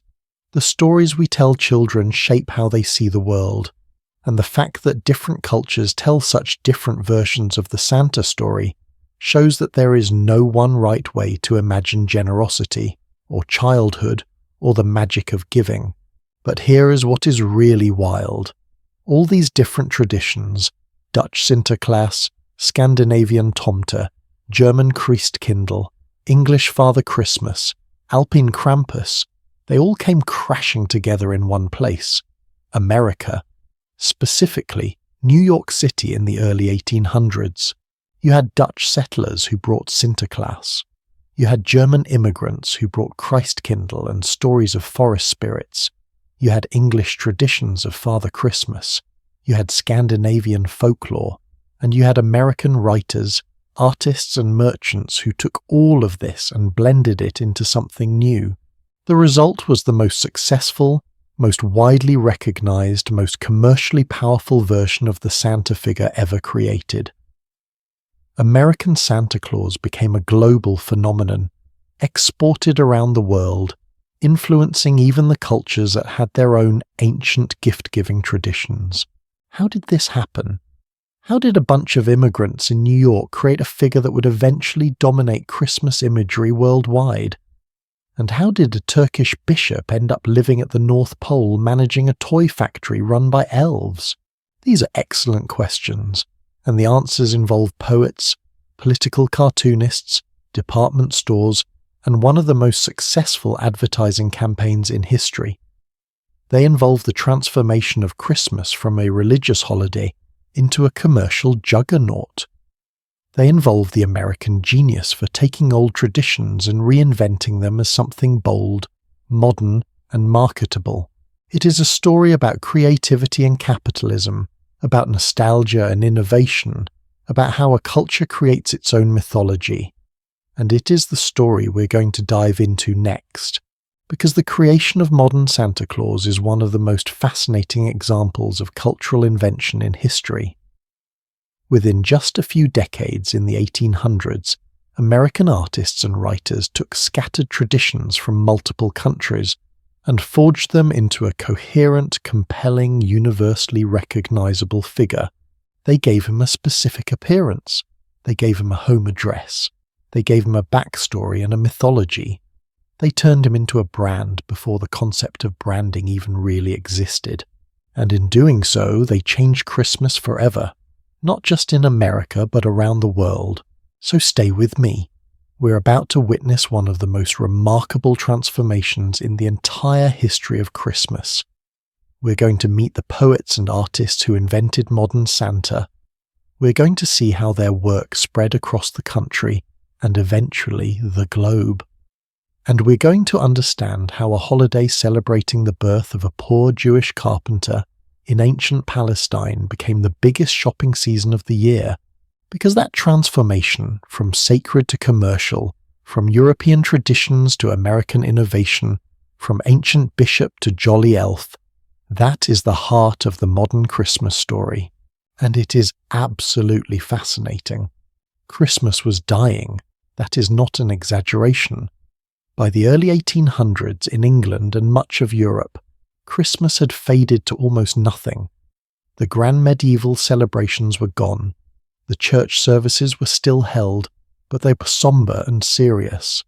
The feasting, the games, the wild revelry that had defined Christmas for centuries, all of it had disappeared, and in some places Christmas was barely celebrated at all. Many people treated December 25th as just another workday. Factories stayed open. Shops did business as usual. There were no Christmas cards, no decorated trees in most homes, no special meals, no gift-giving outside of a few traditional communities. Christmas, as a major cultural event, was on life support, and then, in the span of just a few decades in the mid-1800s, everything changed. Christmas exploded back to life with a force and intensity that transformed it into something bigger than it had ever been before. It became a festival of family, of childhood innocence, of domestic warmth, of sentimental emotion. It became the Christmas we recognise today. This transformation happened in Victorian England, and it was led by a small group of writers, artists and cultural innovators who essentially reinvented Christmas from the ground up. They took scattered old traditions, added new elements, wrapped it all in a warm glow of nostalgia, and sold it to the public as the most important family holiday of the year. And it worked, spectacularly. So how did Christmas go from dying to thriving in just a few decades? And who are the people who saved it? Because this is not just a story about holiday traditions. This is a story about how culture gets created, how nostalgia works, and how a few creative individuals can change the way an entire society celebrates. Let us start by understanding what Christmas looked like before the Victorian Revolution. Because the contrast is shocking. In the 1600s and 1700s, Christmas in England was complicated. The Puritans had banned it, remember, and even after the Restoration in 1660, Christmas never quite recovered its former glory. By the 1700s, it had become associated with lower-class rowdiness and excess drinking. There was a tradition called wassailing, where groups of poor people would go door to door to wealthy homes demanding food and drink. And this was not polite caroling. This was often aggressive, sometimes threatening. If you did not give generously, the wassailers might vandalize your property or cause trouble. It was basically sanctioned begging with an undercurrent of class conflict. The wealthy did not particularly enjoy this. Christmas felt dangerous to them, unpredictable, tied to old customs that seemed increasingly irrelevant in a modernizing world. Meanwhile, the Industrial Revolution was transforming English society. People were moving from farms to cities. Traditional community bonds were breaking down. The old agricultural calendar that had marked the seasons with festivals no longer made sense when you were working in a factory 12 hours a day, 6 days a week. Christmas, tied as it was to agricultural cycles and rural traditions, seemed to be fading into irrelevance. Many social commentators in the early 1800s predicted it would disappear entirely within a generation or two. But then came the Victorians, and they had different ideas. The Victorian era, named after Queen Victoria, who reigned from 1837 to 1901, was obsessed with certain things: domesticity, childhood innocence, moral improvement, and nostalgia for a simpler past that probably never actually existed.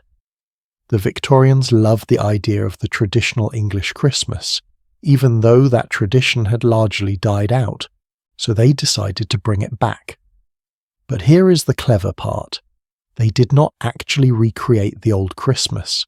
They invented a new Christmas and then pretended it was the old one.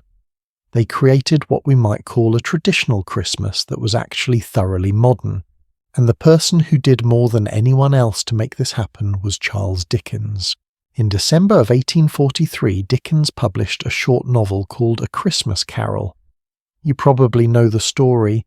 Ebenezer Scrooge, a miserly old man who hates Christmas, is visited by three ghosts who show him his past, present, and future. Terrified by what he sees, Scrooge transforms into a generous, kind person who embraces the Christmas spirit. This book was an immediate, massive success. It sold 6,000 copies in the first week. By the end of the month, it had been adapted for the stage and was playing in theatres across London. People quoted it, they talked about it, they bought it as gifts. But more than that, A Christmas Carol did something revolutionary. It redefined what Christmas meant. Before Dickens, Christmas was about religious observance, community tradition, or drunken revelry. After Dickens, Christmas was about family, generosity, redemption, and, most importantly, children. Think about the most memorable scenes in A Christmas Carol. Scrooge seeing himself as a lonely child at boarding school, the Cratchit family celebrating despite their poverty, Tiny Tim, the disabled child who represents innocent suffering. The ghost of Christmas present surrounded by abundance and joy, blessing families with good cheer. Dickens was not just telling a story, he was creating a template for how Christmas should be celebrated. Gather with family, remember those less fortunate, be generous, think of the children, create warmth and light in the middle of winter darkness, put aside grudges and materialism and embrace what really matters. This was deeply appealing to Victorian middle-class families who were anxious about the rapid changes in their society. They wanted traditions, they wanted moral clarity, they wanted rituals that would bring their families together. Dickens gave them a blueprint, and here is what is fascinating. Dickens himself helped popularize traditions that were not yet widespread. In A Christmas Carol, the Cratchits eat a Christmas goose and plum pudding.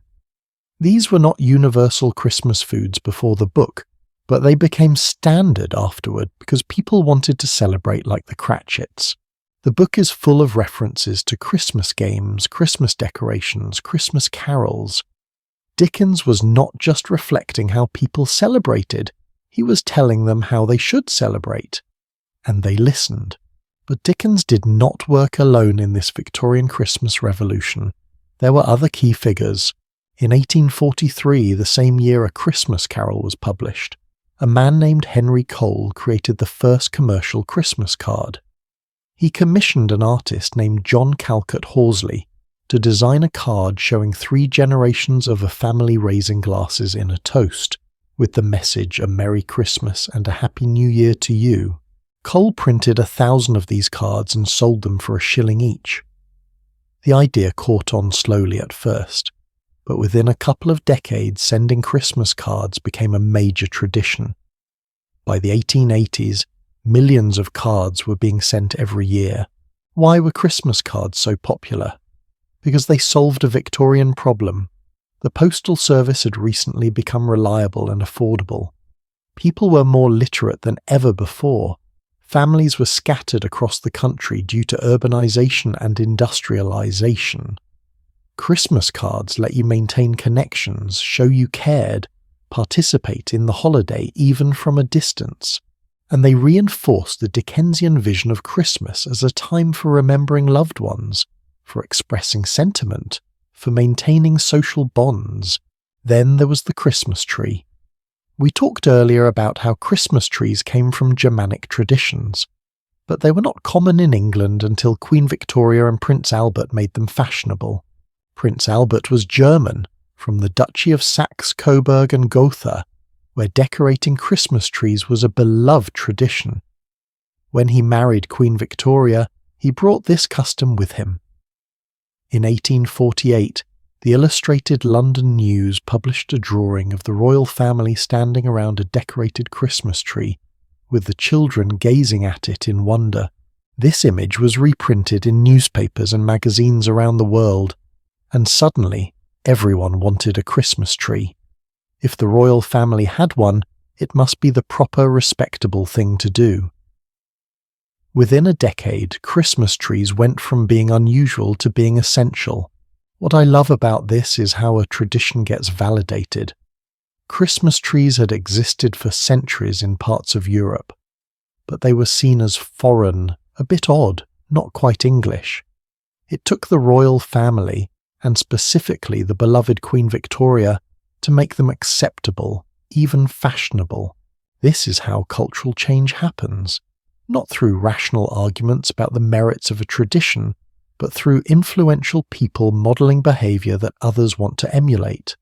And the Victorians were brilliant at creating new traditions and then claiming they were old. They invented the idea that Christmas had always been a time of family gatherings, roast dinners, decorated homes, and gift-giving. They created an imaginary past of merry England where everyone celebrated Christmas with joy and generosity. Never mind that this past largely never existed. Never mind that Christmas had been banned by Puritans, had been associated with class conflict and drunkenness, had been fading away just a few decades earlier. The Victorians created a mythology of traditional Christmas, and we have been living in it ever since. But here is where it gets really interesting. The Victorian Christmas was not just about tradition and nostalgia. It was also deeply modern. It was tied to capitalism, to consumerism, to the emerging market economy. Because while Dickens was preaching about generosity and family values, merchants were learning that Christmas was a fantastic time to sell things. Christmas cards, Christmas decorations, Christmas gifts. All of these created new markets, new opportunities for profit. Department stores began holding Christmas sales. Toy manufacturers marketed their products as Christmas gifts. Publishers released books timed for Christmas buying. The tradition of giving gifts, which had been relatively minor, exploded into a major cultural practice and a major economic engine. And here is the contradiction at the heart of the Victorian Christmas, a contradiction we still live with. It is simultaneously anti-materialistic and deeply consumerist. Dickens's message is that wealth and possessions do not matter, that what counts is love and generosity.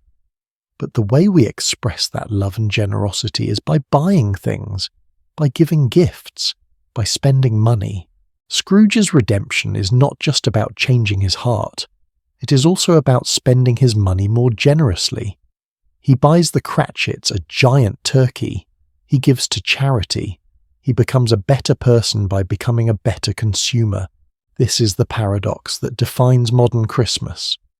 We celebrate anti-materialistic values through materialistic practices. We preach simplicity while engaging in excess. We talk about the true meaning of Christmas being non-commercial, yet we participate enthusiastically in the commercial aspects. The Victorians created this paradox, and we have never resolved it. But let us talk about something else the Victorians gave us: the idealization of childhood. Before the Victorian era, children were not seen the way we see them today. Childhood was not a protected, innocent time. Children worked. They laboured in factories, in mines, in fields. They were economically valuable. They were expected to contribute to the family income as soon as they were able. The Victorians began to change this. Influenced by romantic poets and philosophers, they started seeing childhood as a special state of innocence and wonder that should be protected and nurtured. Laws were passed limiting child labour. Schools became more common. The idea emerged that children should play, should learn, should be sheltered from adult concerns, and Christmas became the ultimate expression of this new ideal of childhood. It was a holiday focused on making children happy, on preserving their sense of wonder and magic, on giving them gifts and creating memorable experiences. Tiny Tim in A Christmas Carol is the perfect embodiment of this Victorian ideal. He is innocent, suffering, deserving of protection and care. Scrooge's redemption is measured largely by how he treats this child. This focus on children reshaped Christmas completely. Gift-giving became centered on children. Decorations were chosen to delight children. Stories and traditions were created to maintain children's belief in magic and wonder. This is when Santa Claus really took off, by the way. The Victorians loved the idea of a magical gift bringer because it enhanced the wonder of childhood. It gave children something magical to believe in. And this brings us to another key development: Christmas literature for children. The Victorians produced an enormous number of Christmas books, stories and poems aimed at children. These stories created a whole mythology around Christmas: what it meant, how it should be celebrated, what values it represented. These books were not just entertainment, they were moral instruction, wrapped in sentiment and nostalgia. They taught children how to be good Victorians, dutiful, generous, respectful of family, mindful of the less fortunate, and they created a template that we still follow today. When we read The Night Before Christmas to children, when we watch Christmas movies about believing in magic and being kind to others, we are participating in a tradition the Victorians created. So let us step back and look at what the Victorians accomplished. In just a few decades, they took a dying holiday and transformed it into the cultural juggernaut we know today. They invented traditions and claimed they were ancient. They focused on family and children while creating massive commercial opportunities. They preached anti-materialistic values while fueling consumer culture. They created a mythology of traditional Christmas that had little basis in actual history, and it worked. Victorians exported this Christmas to America, to the British colonies, eventually to much of the world. The Victorian Christmas became the modern Christmas. But here is what I find most remarkable. We are still living in the Victorian Christmas. When we complain that Christmas has become too commercial, we are echoing Victorian concerns. When we talk about getting back to the true meaning of Christmas, we're usually talking about getting back to the Victorian version: family, children, generosity, warmth. The Victorians did not just revive Christmas. They created a new Christmas and then convinced everyone it was the old one. And that creation was so powerful, so emotionally resonant, so perfectly designed to meet human needs for ritual and meaning, that it has lasted for over 150 years. But while the Victorians were reinventing Christmas in England, something even more dramatic was happening across the Atlantic. Americans were taking all these Victorian innovations and adding their own twist. They were creating Santa Claus as we know him today. Not a bishop, not a vague spirit of Christmas, but a specific, well-defined character with a look, a personality, a home address, and a complete mythology. And that American creation would eventually take over the world, becoming more famous and more recognizable than the Victorian Christmas that inspired it. The story of how that happened involves poets, political cartoonists, and eventually one of the most successful marketing campaigns in history. So settle in, because we are about to witness the birth of modern Santa Claus, the transformation of a saint into an icon, and the moment when Christmas became not just a holiday, but a global phenomenon. New York City, 1823. A man sits at his desk writing a poem. It is meant to be a simple gift for his children, something to read on Christmas Eve. He has no idea that what he is writing will become one of the most famous pieces of literature in American history. He has no idea that his words will help create a global icon recognized by billions of people. The poem begins. "'Twas the night before Christmas, when all through the house not a creature was stirring, not even a mouse." You know this poem. Most people in the English-speaking world know at least parts of it. But what you might not know is that this one poem, published anonymously in a newspaper and later attributed to a man named Clement Clark Moore, essentially invented the modern image of Santa Claus.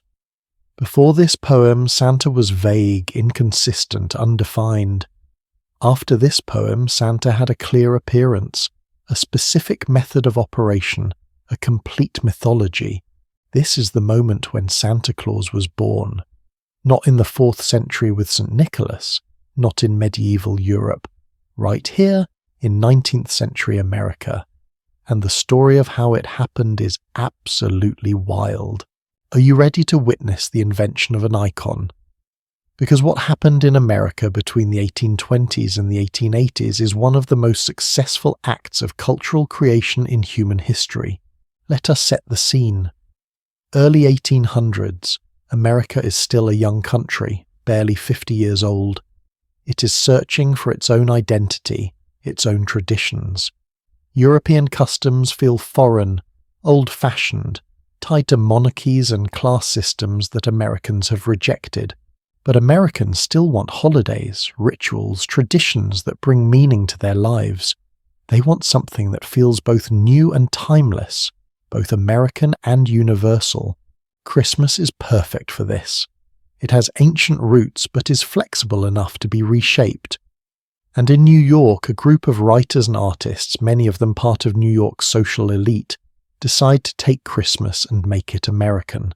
The first major figure in this project is Washington Irving. He's already famous for stories like Rip Van Winkle and The Legend of Sleepy Hollow. In 1819 and 1820, he publishes the sketchbook of Geoffrey Crayon Gentleman, which includes several chapters about Christmas in England. But here is the thing. Irving's Christmas is not really historical. He is describing what he imagines Christmas used to be like in Old England. A time of feasting, warmth, generosity, community. He is creating a romanticized, idealized version of English Christmas and presenting it as traditional, and Americans love it. They eat it up.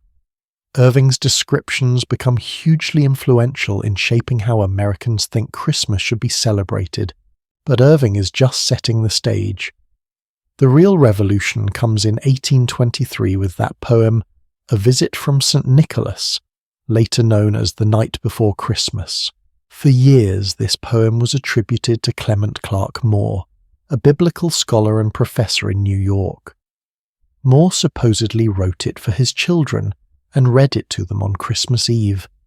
A family friend heard it, loved it, and sent it to a newspaper called the Troy Sentinel, which published it anonymously on December 23, 1823. The poem was an instant hit. It was reprinted in newspapers across the country. People memorized it. They recited it to their children. It became part of American Christmas almost immediately. But here is where it gets controversial. In recent decades, some scholars have argued that Moore did not actually write the poem. They claim it was written by a man named Henry Livingston Jr., a poet and landowner from upstate New York. The evidence is complicated and the debate continues, but what matters for our story is not who wrote it, but what it did. This poem created the Santa we know. Let me read you some key lines because they are genuinely revolutionary. He was dressed all in fur from his head to his foot, and his clothes were all tarnished with ashes and soot. A bundle of toys he had flung on his back, and he looked like a peddler just opening his pack. Notice, Santa is starting to look less like a bishop and more like a regular person. He's wearing fur, not robes. He's carrying toys, not religious symbols. His eyes, how they twinkled. His dimples, how merry. His cheeks were like roses, his nose like a cherry. His droll little mouth was drawn up like a bow, and the beard of his chin was as white as the snow. This is the jolly, rosy-cheeked, twinkling-eyed Santa we know. Before this poem, St. Nicholas was usually depicted as stern, dignified, serious. This Santa is playful, merry, approachable. He had a broad face and a little round belly that shook when he laughed like a bowl full of jelly. Round belly, jolly laugh. This is not the ascetic saint who gave away all his possessions. This is a prosperous, well-fed, happy character. And then the reindeer, now Dasher, now Dancer, Now Prancer and Vixen, on Comet, on Cupid, on Donner and Blitzen. 8 flying reindeer with specific names. Where did this come from? Not from any European tradition. This is pure American invention. And it is brilliant, because it is whimsical, magical, memorable. The poem describes Santa coming down the chimney, filling stockings with toys and then flying away to continue his deliveries. It creates a complete mythology. How he travels, how he enters homes, what he brings, when he comes. And crucially, it makes all of this happen on Christmas Eve, not December 6th. The poem merges St. Nicholas Day traditions with Christmas Day, creating one unified holiday. This poem did something that had never been done before. It took scattered folk traditions from different countries, added imaginative new details, and packaged them into a coherent, charming story that anyone could understand and enjoy. Within a few decades, this version of Santa had become dominant in America. The Dutch Sinterklaas, the English Father Christmas, the German Christkindl, they all got absorbed into this new American Santa Claus. But the transformation was not complete yet. Because while the poem described Santa's character and actions, it did not fully define what he looked like. Different illustrators drew him differently. Some made him tall and thin, others made him short and elf-like. Some dressed him in various colours. There was no standard image. Enter Thomas Nast. Nast was a German immigrant who became the most influential political cartoonist in America.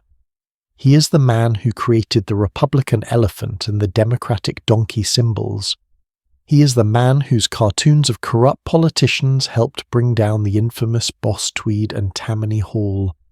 He was incredibly talented and enormously influential, and starting in 1863 during the American Civil War, Nast began drawing Santa Claus for Harper's Weekly magazine. Over the next 23 years, he would create more than 30 images of Santa, each one building on the last, refining and standardizing Santa's appearance. Nast's Santa was based on the description in The Night Before Christmas, but he added crucial visual details. He made Santa definitely round, definitely jolly, definitely old with a full white beard. He dressed him in a fur-trimmed suit. And here is the important part. He made the suit red. Wait, you might be thinking, I thought Coca-Cola invented the red suit. That is one of the most persistent myths about Santa, and it is completely false. Nast was drawing Santa in red in the 1860s, decades before Coca-Cola even existed. We will talk about what Coca-Cola actually did later, but they did not invent Red Santa. Nast did. Nast also did something else brilliant. He gave Santa a specific home, the North Pole. In an 1866 cartoon, Nast drew Santa's workshop at the North Pole with the caption, Santa Clausville NP. This was revolutionary. Suddenly Santa was not just a vague, mythical figure. He had an address. He lived somewhere specific. Why the North Pole? Partly because it was as far from civilization as you could get. Mysterious, magical, unreachable. Partly because it was cold, snowy, perfect for a winter gift-bringer. And partly, some scholars suggest, because it was neutral territory, belonging to no nation, making Santa a figure who could belong to everyone. Nast also introduced the idea of Santa keeping lists of naughty and nice children. In one famous cartoon from 1871, he showed Santa sitting at a desk with 2 books labelled Good and Bad, checking names. This became part of the mythology. Santa knows if you've been bad or good, so be good for goodness sake. But here is what I find most fascinating about Nast's Santa. He made him explicitly political. Remember, Nast was drawing these cartoons during and after the Civil War, and he used Santa as a symbol of Union values, of American unity, of hope and generosity in the face of terrible conflict. In 1863, at the height of the war, Nast drew Santa visiting Union soldiers in camp, bringing them gifts and good cheer. The message was clear: Santa supports the Union. God and Santa are on the side of the North. President Abraham Lincoln reportedly believed that Nast's cartoons, including his Santa drawings, were important for Northern morale. They reminded people of home, of family, of the values they were fighting for.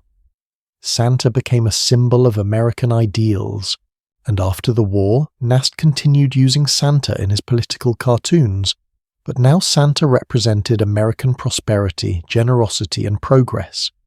Nast's Santa was patriotic, wholesome, distinctly American. This is crucial to understand. American Santa was not just a religious or folkloric figure. He was a national symbol. He represented American values, American optimism, American abundance. He was proof that America could take old European traditions and make them bigger, better, more magical.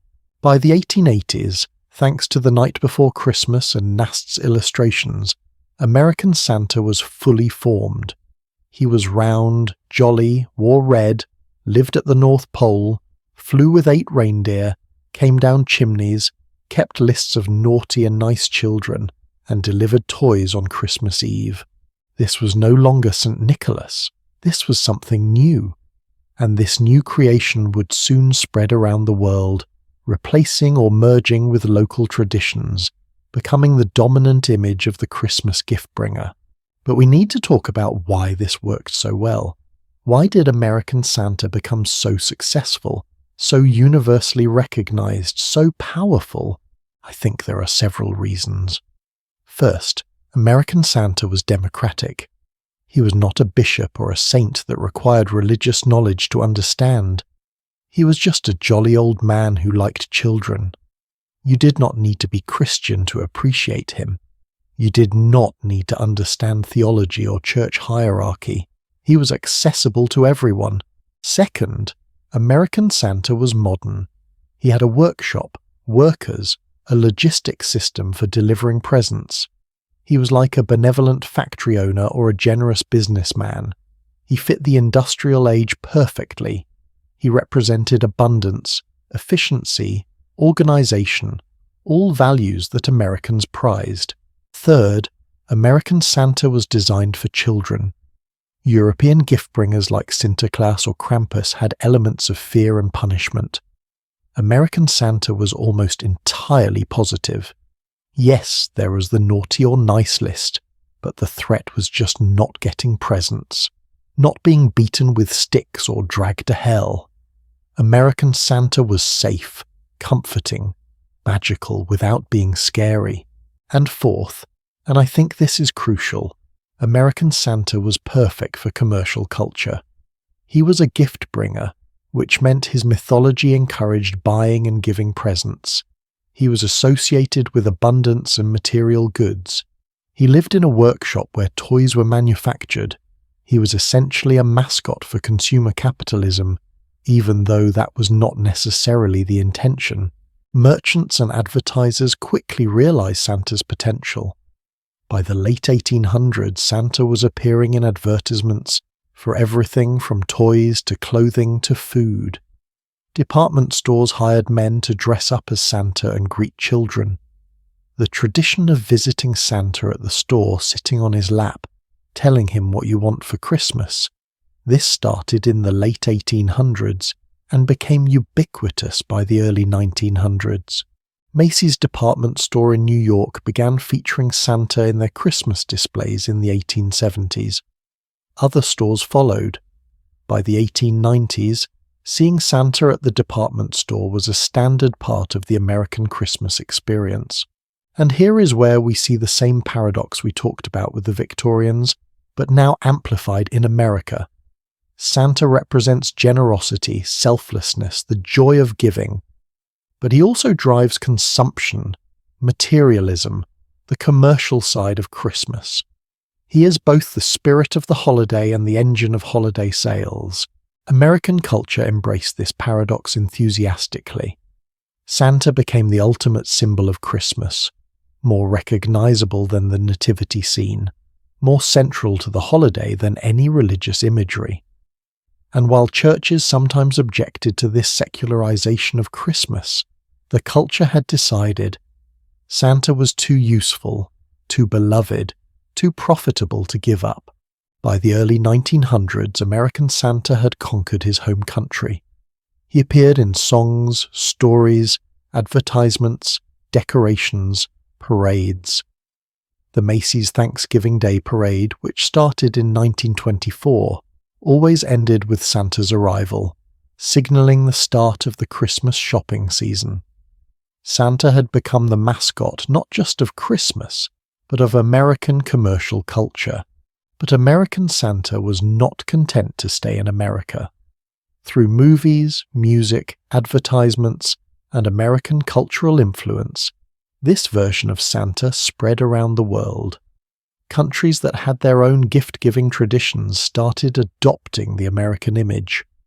Sinterklaas in the Netherlands began looking more like American Santa. Father Christmas in England merged completely with Santa Claus. Even countries with no Christian tradition started using Santa in their advertising. And this brings us to the final stage of Santa's evolution. The moment when a soft drink company took the American Santa and polished him to perfection, creating an image so iconic, so perfectly realized, that it would become the definitive Santa for the entire world. That moment came in 1931, and the company was Coca-Cola. But what they actually did was not what most people think. They did not invent Santa. They did not create his red suit. What they did was take the American Santa that already existed and give him the ultimate makeover, creating an advertising campaign so successful, so beautifully executed, so emotionally resonant, that it would define Santa for generations. And that story, the story of how corporate America took a saint, turned him into an icon, and sold him to the world, that is what we are going to explore next. Because it is a story about the power of marketing, the creation of modern consumer culture, and the moment when Christmas became not just a holiday, but a global industry worth billions of dollars. So stay with me. We're about to see how Coca-Cola completed Santa's transformation, how they made him synonymous with Christmas itself, and how a marketing campaign from the 1930s still shapes how we celebrate today. Atlanta, Georgia, 1931. The executives at Coca-Cola have a problem, a big problem. Their product, this sweet carbonated beverage that has become wildly popular in the summer months, completely dies in winter. When the temperature drops, people stop buying Coke. Sales plummet. The company's profitable overall, but the seasonal nature of the business is frustrating. They need a winter marketing campaign, something that will make people think of Coca-Cola during the cold months, that will associate their product with warmth, happiness, comfort. And someone has a brilliant idea. Christmas. Link Coca-Cola to Christmas, the biggest celebration of the winter season. But how? Christmas already has imagery, traditions, symbols. How do you insert a soft drink into a holiday that is over 1,000 years old? The answer, it turns out, is Santa Claus. And what Coca-Cola did with Santa over the next 3 decades would create the most successful, most enduring, most globally recognized advertising campaign in history. They did not invent Santa, but they perfected him. They made him so appealing, so perfectly realized, so emotionally resonant, that their version became the definitive Santa for the entire world. And here is the thing that will surprise you. They did it with art. Real, beautiful, masterful art. Because the story of Coca-Cola and Santa is not just about corporate manipulation or commercialization. It is also about how one gifted artist created images so powerful, so warm, so human, that they transcended advertising and became part of our collective imagination. Let me introduce you to Haden Sundblom. He is the man who made Santa real. Sundblom was a Swedish-American artist born in 1899 in Michigan. By the 1920s, he had become one of the most sought-after commercial illustrators in America. He had a gift for creating images that felt warm, human, real. His paintings did not look like advertisements. They looked like windows into actual moments of joy and connection. And in 1931, Coca-Cola hired him to create a Santa Claus for their Christmas advertising campaign. Now, Coca-Cola had used Santa in ads before. Starting in the 1920s, they had shown Santa drinking Coke, endorsing the product. But these earlier Santas were inconsistent. Some looked stern, some looked small and elf-like, some looked more like the traditional bishop. There was no unified vision. Sundblom changed everything. The art director at the advertising agency gave him a copy of The Night Before Christmas and said, "Paint Santa based on this description. Make him warm, make him human, make him someone people will love." And Sundblom did something brilliant. He did not paint a fantasy figure. He painted a real person. For his model, he used a friend named Lou Prentice, a retired salesman who had the round face and jolly demeanour Sundblom wanted. He painted Prentice in Santa costume, but he made sure to capture real human details. The twinkle in the eye, the genuine smile, the creases in the face that come from years of laughter. When Prentice passed away, Sundblom could not find another model who felt right. So he used himself. He would set up mirrors in his studio and paint his own reflection as Santa. Can you imagine? The most famous Santa in the world was literally a self-portrait of a Swedish-American artist from Michigan, and the paintings Sundblom created were stunning.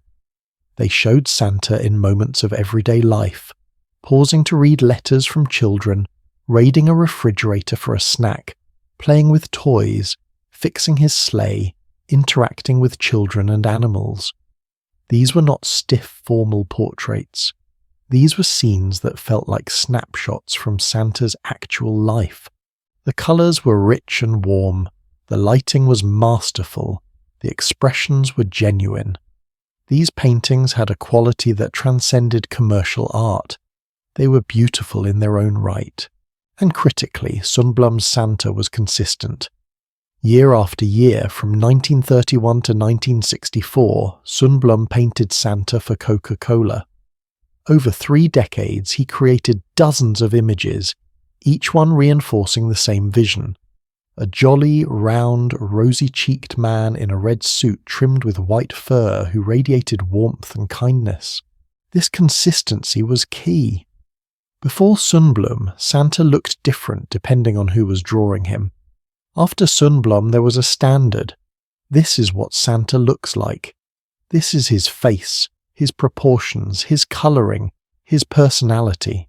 The Coca-Cola Santa appeared everywhere, in magazines, on billboards, in store displays, on calendars that hung in millions of homes.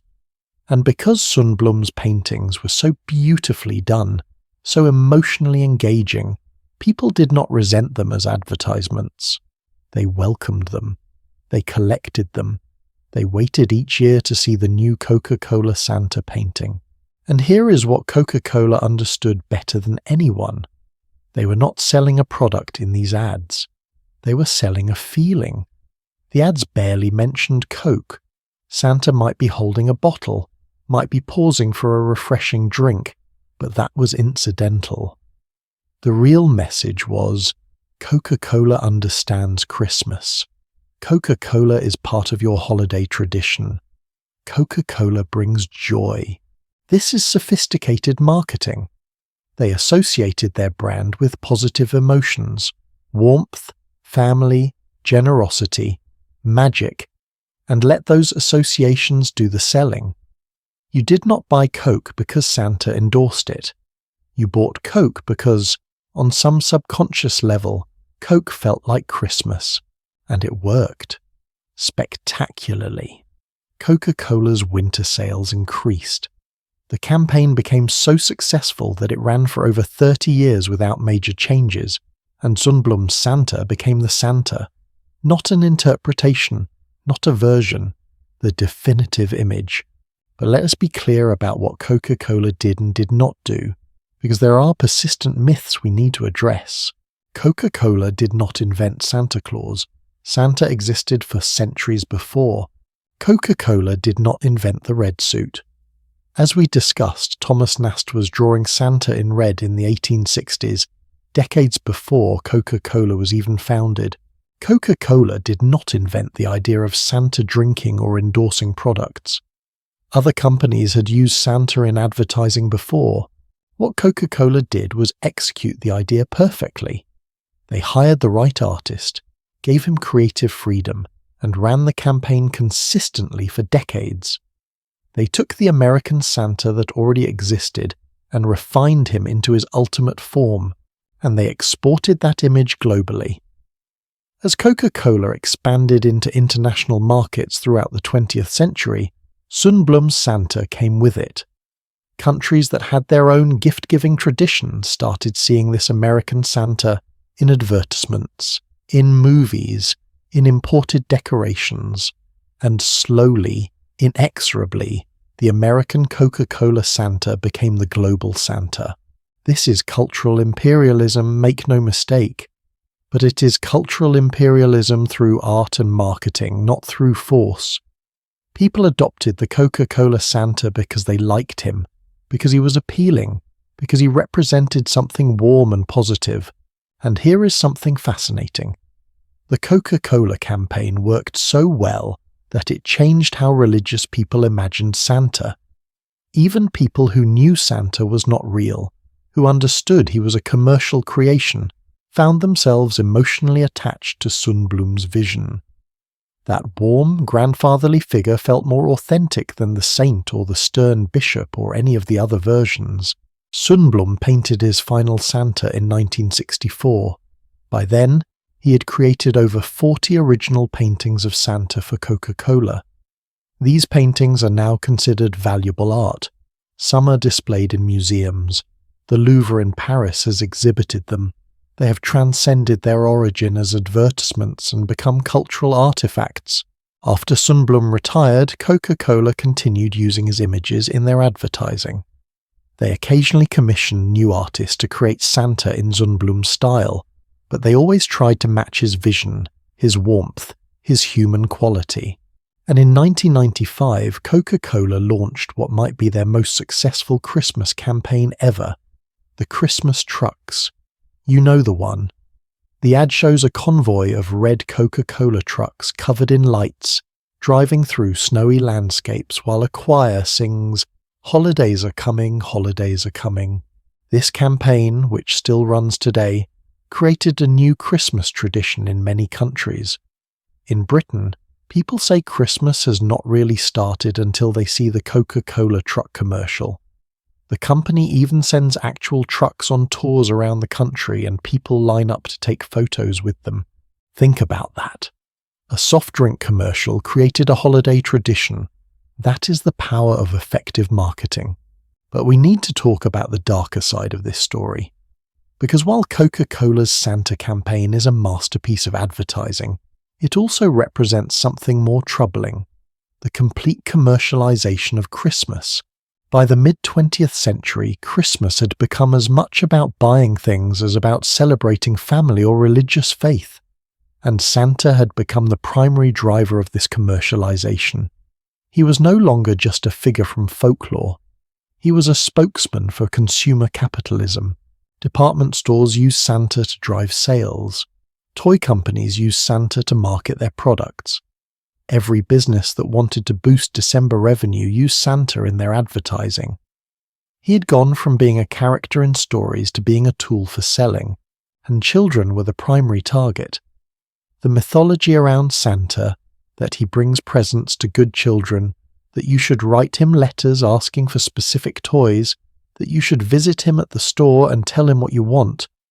All of this turned children into consumers, teaching them from a young age that Christmas is about getting things you want. This created the paradox we still live with. On one hand, Santa represents generosity, selflessness, the joy of giving. On the other hand, he drives a consumer frenzy every December, encourages materialism, and creates pressure on parents to buy expensive gifts they may not be able to afford. Some people have strongly criticized this. They argue that commercial Santa has corrupted Christmas, that he has replaced the religious meaning with shallow materialism, that he teaches children to be greedy rather than grateful. Others defend commercial Santa.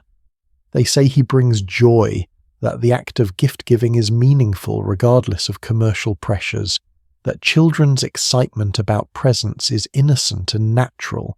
I think both perspectives have truth in them. Commercial Santa is simultaneously wonderful and problematic. He creates magic for children while driving consumption. He spreads joy while generating commercial pressure. He's a symbol of generosity in service of capitalism. And Coca-Cola's campaign embodies this perfectly. Sundblom's paintings are genuinely beautiful, genuinely moving. They capture something real about the warmth and wonder of Christmas. But they exist to sell a product. They are art in service of commerce. Is that a betrayal of Christmas spirit? Or is it just how modern culture works, where even our most sacred traditions are intertwined with economic systems? I do not have a simple answer. What I can say is that Coca-Cola's Santa campaign shows us the incredible power of visual imagery and marketing. One company, over 3 decades, created an image so compelling that it became the global standard. They took a religious saint, filtered him through American culture, polished him with great art, and turned him into a universal symbol. And that symbol now belongs to everyone and no one. Yes, Coca-Cola created it, but they do not control it anymore. Sundblom's Santa has escaped his commercial origins. He appears in contexts that have nothing to do with Coca-Cola. People who have never seen a Coca-Cola ad still recognize him. He has become part of our shared visual language. This is what happens when advertising becomes culture. The commercial purpose fades, but the images remain. Sundblom probably never imagined his paintings would outlive him, would influence how billions of people imagine Santa, would hang in museums and be studied by art historians. He was just doing his job, creating beautiful illustrations for an advertising campaign.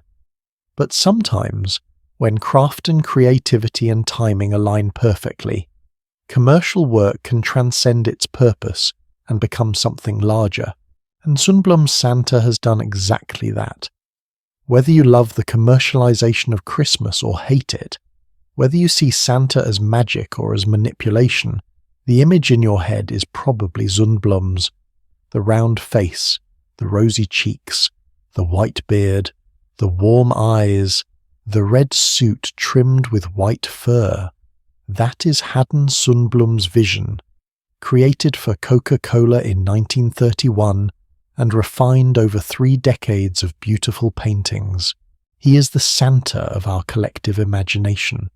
And love it or hate it, that is one of the most successful acts of image-making in human history. But while Coca-Cola was perfecting Santa in the 20th century, something else was happening. Something fierce, something controversial. Because not everyone was happy about the commercialization of Christmas.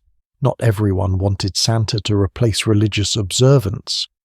And in fact, there have been repeated attempts throughout history to ban Christmas, to fight back against its excesses, to reclaim what some people see as its true meaning. And these battles, these wars on Christmas, they are not new. They are not a modern phenomenon created by culture wars or political correctness. They go back centuries. And some of the fiercest opponents of Christmas were Christians themselves, people who thought the holiday had become too pagan, too commercial, too fun. So in our next part, we're going to travel back in time to witness some of the most dramatic moments in Christmas history. When Christmas was outlawed, when celebrating it could get you arrested, when riots broke out because people refused to stop celebrating. We're going to meet the Puritans who tried to kill Christmas and the ordinary people who fought to keep it alive. Because the story of Christmas is not just about gradual evolution and peaceful traditions. It is also about conflict, about power, about people fighting over what the holiday should mean. And those fights reveal deep truths about culture, religion, and human nature. So stay with me, because this next chapter is going to surprise you. The war on Christmas is not a 21st century invention. It is a battle that has been fought for over 400 years, and it is still not over. December 25th, 1647, Canterbury, England. A shopkeeper named William Malem decides he's going to close his shop for Christmas. This seems like a reasonable decision, right? It is a holiday. He wants to celebrate with his family. But on this particular December 25th, closing your shop for Christmas is illegal, against the law, an act of defiance against the government. The mayor, William Bridge, sees that Malem's shop is closed. He is furious. He has the shopkeeper arrested and orders him to be placed in the stocks, a wooden device that locks your head and hands in place while you stand in public, subjected to humiliation and whatever the crowd decides to throw at you. But something unexpected happens. A crowd gathers, not to mock the shopkeeper, to defend him. They are angry that this man is being punished for celebrating Christmas. The crowd grows. It becomes a mob. They free Malem from the stocks. They attack the mayor. And then, filled with righteous fury, they start smashing windows of shops that stayed open for business. They loot stores. They take over the city. The Canterbury Christmas Riot of 1647. A full-scale uprising triggered by the government trying to ban Christmas. This is not a story we usually hear, is it? When we think about Christmas, we think about peace, joy, goodwill toward men. We do not think about riots, arrests, and political revolutions. But the truth is, Christmas has always been controversial. It has always been contested. And for almost 2 decades in England, celebrating Christmas could get you fined, arrested, or worse. This is the story of the war on Christmas. The real one. Not the modern culture war version about whether stores should say Merry Christmas or Happy Holidays. This is the story of when Christmas was actually illegal, when the government sent soldiers to break up celebrations, when ordinary people risk punishment to defend their right to celebrate. And it raises a question that is still relevant today. Who gets to decide what Christmas means? Who controls how we celebrate? And what happens when those in power try to take away traditions that people love? To understand how Christmas ended up being banned, we need to understand the Puritans. They were a religious movement within the Church of England that began in the late 1500s. They believed the Protestant Reformation had not gone far enough, that the Church of England had kept too many Catholic practices, too much ceremony, too much ritual. The Puritans wanted to purify Christianity, that is where their name comes from, by stripping away anything not explicitly mentioned in the Bible. And when they looked at Christmas, they saw problems, big problems. First, the date. December 25th is not mentioned in the Bible. There is no scriptural basis for celebrating Christ's birth on that specific day. To the Puritans, choosing this date, which coincided with pagan winter festivals, was proof that Christmas had been corrupted by pagan influences. Second, the traditions. Christmas trees, gift-giving, feasting, drinking, games. None of this is in the Bible. These were all customs borrowed from pagan festivals or invented later. To strict Puritans, these practices were idolatrous, distracting people from true worship. Third, the behaviour. By the 1600s, Christmas in England had become associated with excess. People drank heavily, they gambled, they engaged in rowdy celebrations that sometimes turned violent. The wassailing tradition we mentioned earlier, where poor people would go door to door demanding food and drink, felt threatening to property owners. The Puritans looked at all this and concluded, Christmas is not a Christian holiday at all. It is a pagan festival with a Christian name attached. It should be abolished. But the Puritans were not in power yet. King James I, who ruled from 1603 to 1625, loved Christmas. He encouraged celebration, feasting, and traditional festivities. The Puritans complained, but they could not do anything about it. Then came King Charles I, who ruled from 1625 to 1649, and he made a fatal political mistake. He tried to rule without Parliament. From 1629 to 1640, Charles governed alone, imposing taxes without parliamentary approval, enforcing religious conformity, and generally acting like an absolute monarch. This created enormous resentment. And when Charles finally had to call Parliament back in 1640, because he needed money to fight a rebellion in Scotland, the Puritans in Parliament were ready for revenge. What followed was the English Civil War, one of the bloodiest conflicts in British history. It pitted the king and his supporters, the Cavaliers, against Parliament and its army, the Roundheads, led by Oliver Cromwell. The war was about power, about religion, about what kind of country England would be, and Christmas became a battlefield in this conflict. In 1644, Parliament issued its first anti-Christmas measure. December 25th of that year was designated a day of fasting and humiliation, a day to pray and repent for the nation's sins, not a day of celebration. Churches were ordered not to hold special Christmas services. People were told to treat it like any other day.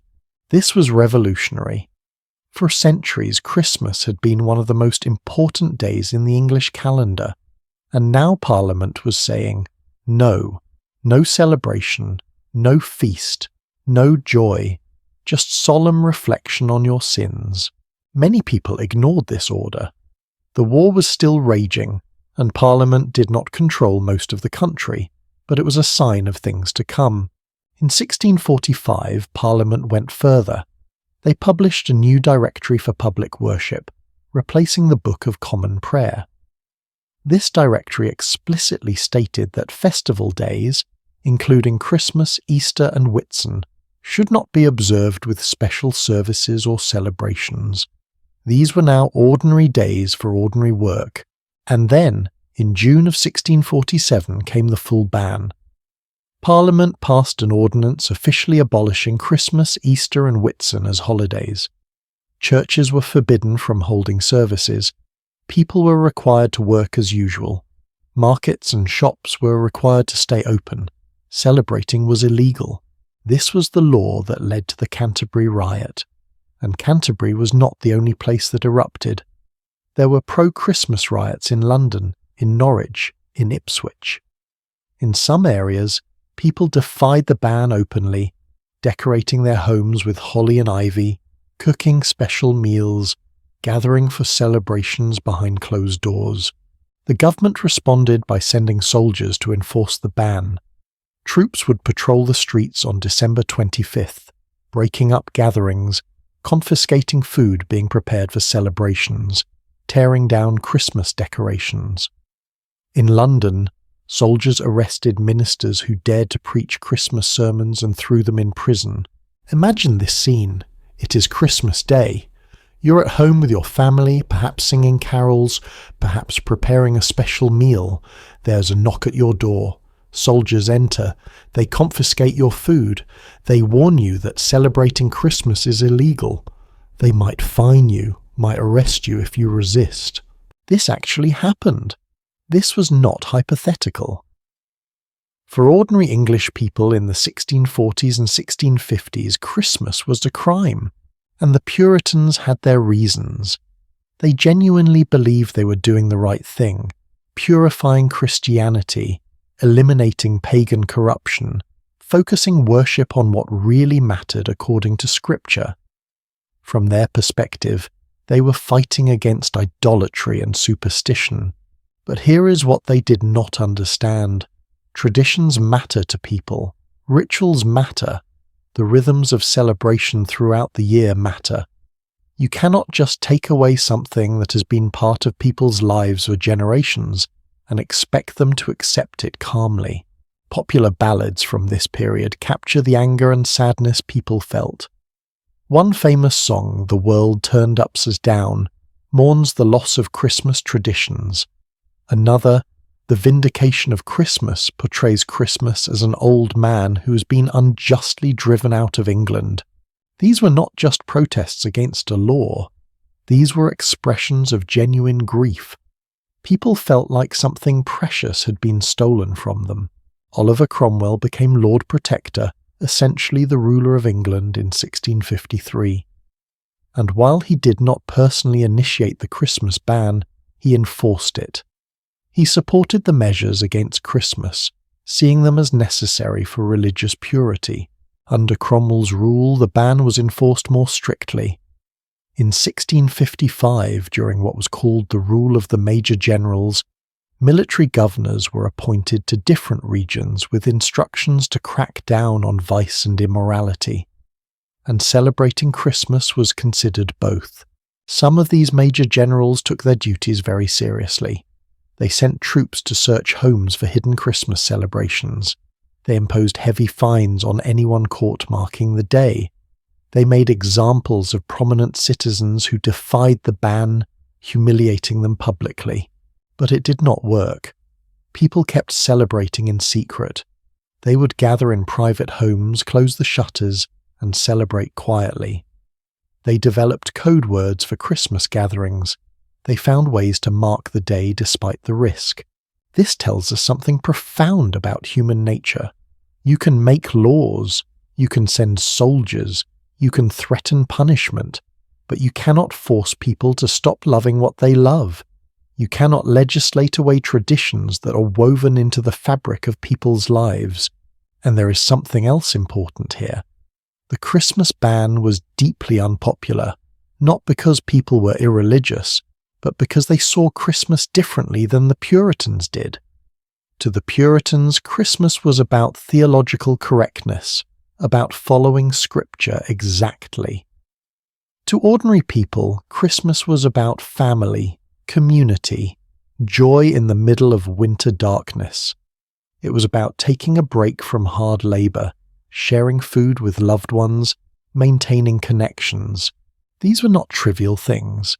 These were fundamental human needs. Cromwell died in September of 1658. His son briefly took over, but the government was unstable. By 1660, it was clear that the Republican experiment had failed. The English people wanted their monarchy back. In May of 1660, Charles II, son of the executed King Charles I, returned from exile and was restored to the throne, and one of his first acts was to repeal all the legislation passed since 1642, including the Christmas ban. Christmas was legal again, and the English people celebrated with an explosion of joy. The diarist Samuel Pepys describes Christmas in 1660 with delight. He went to church twice. He ate mutton and chicken. He enjoyed himself thoroughly. He describes the pleasure of being able to celebrate openly after years of suppression. The Restoration Christmas of 1660 must have felt like a liberation. After nearly 2 decades of being told their traditions were sinful, were pagan, were illegal, after years of celebrating in secret or not at all, English people could finally, openly, joyfully mark Christmas again. But here is what is fascinating. The ban left scars. Even after the Restoration, Christmas never quite recovered to its pre-Puritan levels. The grand medieval celebrations, the 12 days of feasting, the elaborate community festivals, much of that was gone. It was only with the Victorian revival in the 1800s that Christmas became a major cultural event again. The Puritan ban on Christmas shows us that you can suppress a tradition for a while, but if people love it, it will come back, sometimes stronger than before. And the war on Christmas did not end with the Puritans. In fact, the same battles were fought again in the American colonies. The Puritans who settled in New England brought their anti-Christmas attitudes with them. In Massachusetts, Christmas was banned from 1659 to 1681. The law stated that anyone found celebrating Christmas by feasting or resting from labour or any other way would be fined 5 shillings. 5 shillings was a significant amount of money for most people. The ban was serious, and it was enforced. But even in Puritan Massachusetts, people found ways to celebrate quietly. And when the ban was finally lifted, Christmas slowly returned. In Scotland, the ban lasted even longer. The Presbyterian Church, which dominated Scottish religious life, opposed Christmas for the same reasons the English Puritans did. Christmas was barely celebrated in Scotland for centuries. It was not even a public holiday in Scotland until 1958. 1958. People had to work on Christmas Day until the mid-20th century. Instead, Scotland focused on Hogmanay, New Year's Eve, which became their major winter celebration. Even today, Hogmanay is a bigger deal in Scotland than Christmas for many people. These bans teach us something important about the relationship between authority and tradition. Governments, religious leaders, and cultural elites can try to dictate how people should celebrate, what traditions are acceptable, what beliefs are correct. But they cannot control how people actually feel, what they actually value in their hearts. The Puritans had the power to ban Christmas, but they did not have the power to make people stop wanting Christmas. And ultimately, that is what doomed the ban, because traditions are not just rules we follow. They're expressions of who we are, what we value, what makes life meaningful. When you try to eliminate a tradition that people genuinely love, you're not just changing behavior, you're attacking identity. And people will fight to defend their identity even at great personal risk. So when we hear modern complaints about a war on Christmas, about stores saying happy holidays or schools having winter concerts instead of Christmas pageants, we can put that in perspective. Nobody's being arrested for celebrating Christmas. Nobody's having their Christmas dinner confiscated by soldiers. Nobody's being fined for hanging decorations. The real war on Christmas happened in the 1600s, and Christmas won. But the questions those battles raised are still with us. What does Christmas mean? Who gets to define it? Is it a religious observance that should be kept pure and solemn? Or is it a cultural celebration that belongs to everyone, religious or not? Can it be both? Should it be both? These are not easy questions, and in our next part we're going to explore how different cultures around the world have answered them. Because Christmas did not just spread, it transformed.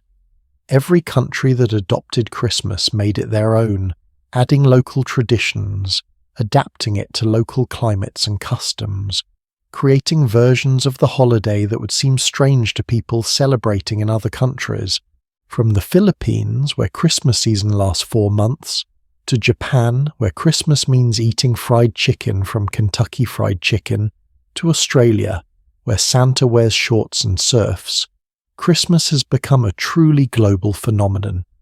But it looks different everywhere, and exploring those differences will show us something beautiful, that Christmas is not one thing. It is many things. It is whatever communities make it. And that flexibility, that ability to adapt and transform while keeping its essential spirit, is what has allowed Christmas to survive and thrive for 2,000 years. Stand on a beach in Sydney, Australia on December 25th. The temperature is 35 degrees Celsius. That is 95 Fahrenheit. Families are grilling prawns on barbecues. Children are playing in the surf. Santa Claus arrives on a surfboard. This is Christmas. Now teleport to Manila in the Philippines. It is September 1st. September. And already Christmas decorations are going up. Christmas music is playing in the malls. People are starting their holiday shopping.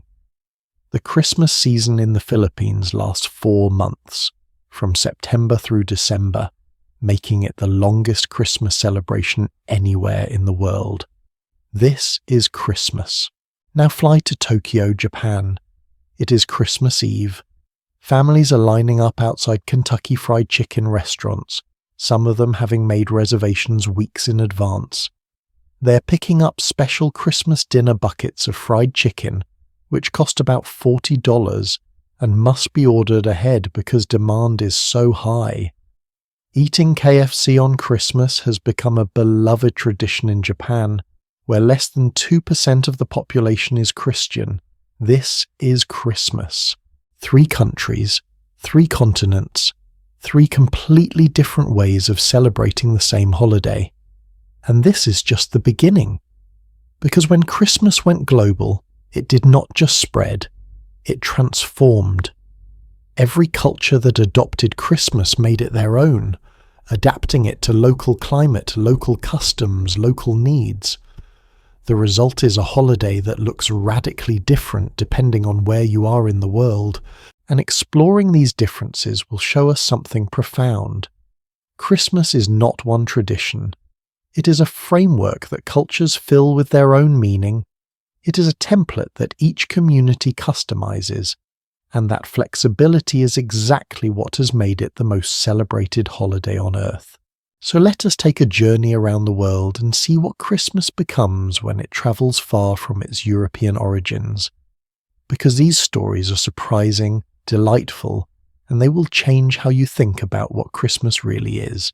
Let us start with Japan, because the KFC story is too good not to explore in detail. Japan is not a Christian country.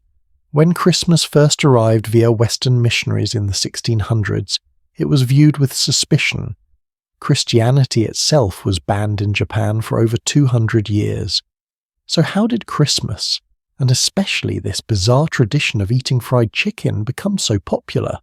The answer involves brilliant marketing and cultural adaptation.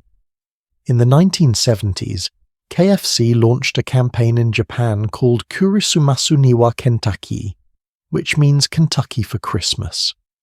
The campaign featured images of happy families gathering around buckets of fried chicken, positioning KFC as the centerpiece of a modern, Western-style Christmas celebration. Why did this work? Because Japan had no established Christmas food traditions of its own. In the West, we have turkey or ham or roast goose. These are tied to centuries of tradition.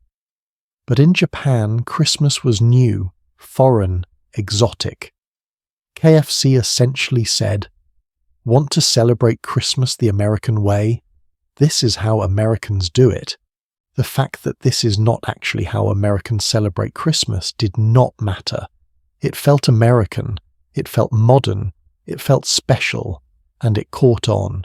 By the 1980s, the tradition was firmly established. Today, about 3.5 million Japanese families eat KFC on Christmas. The Colonel Sanders statue outside KFC restaurants gets dressed in a Santa suit. Special Christmas meals are created with fancy packaging. People treat it with the same reverence that Americans might treat Thanksgiving turkey. And here is what I love about this. Japan took a Western holiday, stripped away the religious meaning, kept the elements they liked, gift-giving, decorations, spending time with loved ones, and created something uniquely Japanese. Christmas in Japan is not about Jesus. It is about romance, about couples going on dates, about enjoying illuminated winter light displays, about eating cake and fried chicken with family. It is completely different from Western Christmas, and it is completely valid. Now let us fly south to the Philippines, where Christmas operates on a completely different scale. The Philippines is the most Catholic country in Asia, a legacy of over 300 years of Spanish colonial rule. About 86% of Filipinos are Roman Catholic, so it makes sense that they would celebrate Christmas, but the way they celebrate is extraordinary. As I mentioned, the Christmas season officially begins on September 1st. This is called the Burr months, September, October, November, December. For 4 solid months, Christmas is in the air. Radio stations play Christmas music. Stores decorate. People start planning their celebrations. Why so long? Partly because Filipinos genuinely love Christmas. It is the most important holiday of the year, more important than birthdays or New Year's.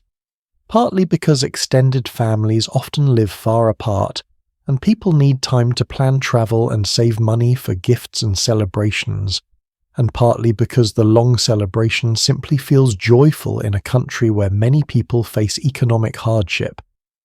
Christmas offers months of hope, anticipation, and community joy. One of the most distinctive Filipino Christmas traditions is the parol, a star-shaped lantern traditionally made from bamboo and papel de Japón, or Japanese paper. These lanterns represent the Star of Bethlehem, and during the Christmas season, they hang everywhere, in windows, on porches, on streetlights, in shopping centres. In the city of San Fernando, Pampanga, there is an annual giant lantern festival where communities compete to create the most elaborate, spectacular parol. Some of these lanterns are 20 feet tall, with thousands of light bulbs choreographed to music. It is breathtaking. Another uniquely Filipino tradition is Simbang Gabi, which means night mass. For 9 consecutive days before Christmas, starting on December 16th, Filipinos attend pre-dawn masses at 4 or 5 in the morning. This is a serious commitment. People wake up in the dark, get dressed, go to church, and then start their day. There is a belief that if you complete all 9 masses without missing one, God will grant your wish. Whether you believe that or not, the tradition creates a sense of communal devotion, of shared sacrifice, of building toward Christmas through discipline and faith. And then there is Noche Buena, the midnight feast on Christmas Eve. Filipino families prepare elaborate spreads of food: lechon, which is roasted pig, ham, queso de bola, which is a ball of cheese, various rice dishes and desserts. The feast begins after midnight mass on Christmas Eve and can last for hours, with family members arriving throughout the night. What strikes me about Filipino Christmas is how it combines deep religious devotion with exuberant celebration. It is solemn and joyful, sacred and festive, disciplined and abundant, all at once. It is a 4-month expression of faith, family, and cultural identity. Now let us head to Ethiopia, where Christmas looks nothing like what we have described so far. Ethiopia is one of the oldest Christian nations in the world, having adopted Christianity in the 4th century. But Ethiopia follows the Orthodox calendar, not the Western calendar. So Ethiopian Christmas, called Gana or Jenna, falls on January 7th by our calendar, and it is celebrated very differently. There are no Christmas trees, no Santa Claus, no gift-giving in the Western sense. Instead, Christmas is primarily a religious observance. On the night before Gana, people fast. They dress in traditional white clothing called shama. At dawn, they attend church services that can last 3 hours. The churches are remarkable. Many are carved out of solid rock, architectural marvels that have stood for centuries. After church, people break their fast with dorawat, a spicy chicken stew served with injera, a spongy flatbread. Families gather to eat together, but the focus is on spiritual renewal, not on material gifts. Instead of Christmas Day, Ethiopians exchange gifts on January 6th, which is Timkat, the Epiphany. And the games played during Gana involve traditional sports like Jenna, a hockey-like game that gives the holiday its name. This version of Christmas is so different from Western Christmas that it's almost hard to recognize them as the same holiday. There is no commercialism, no shopping frenzy, no elaborate decorations. It is austere, focused, deeply spiritual, and it reminds us that Christmas existed in forms very different from our modern Western version long before Coca-Cola and department stores and Hollywood movies shaped our current understanding. Now let us visit Australia, where Christmas must contend with the fact that December is summer. Imagine trying to celebrate a winter holiday when it's scorching hot outside. The traditional imagery of Christmas, snow, cozy fires, warm blankets, hot cocoa, makes no sense in Australia. The traditional foods, heavy roasts, rich puddings, are unappetizing in the heat, so Australians adapted. They moved celebrations outdoors. Christmas barbecues on the beach became common. Cold seafood, prawns, oysters, lobster replaced hot roasts for many families. Pavlova, a light meringue dessert topped with fruit, became a Christmas staple. Santa still appears, but he looks a bit absurd in his heavy red suit. So sometimes he's depicted in shorts, in a sleeveless shirt, even on a surfboard. There are songs about 6 white boomers, imagining Santa's sleigh pulled by kangaroos instead of reindeer.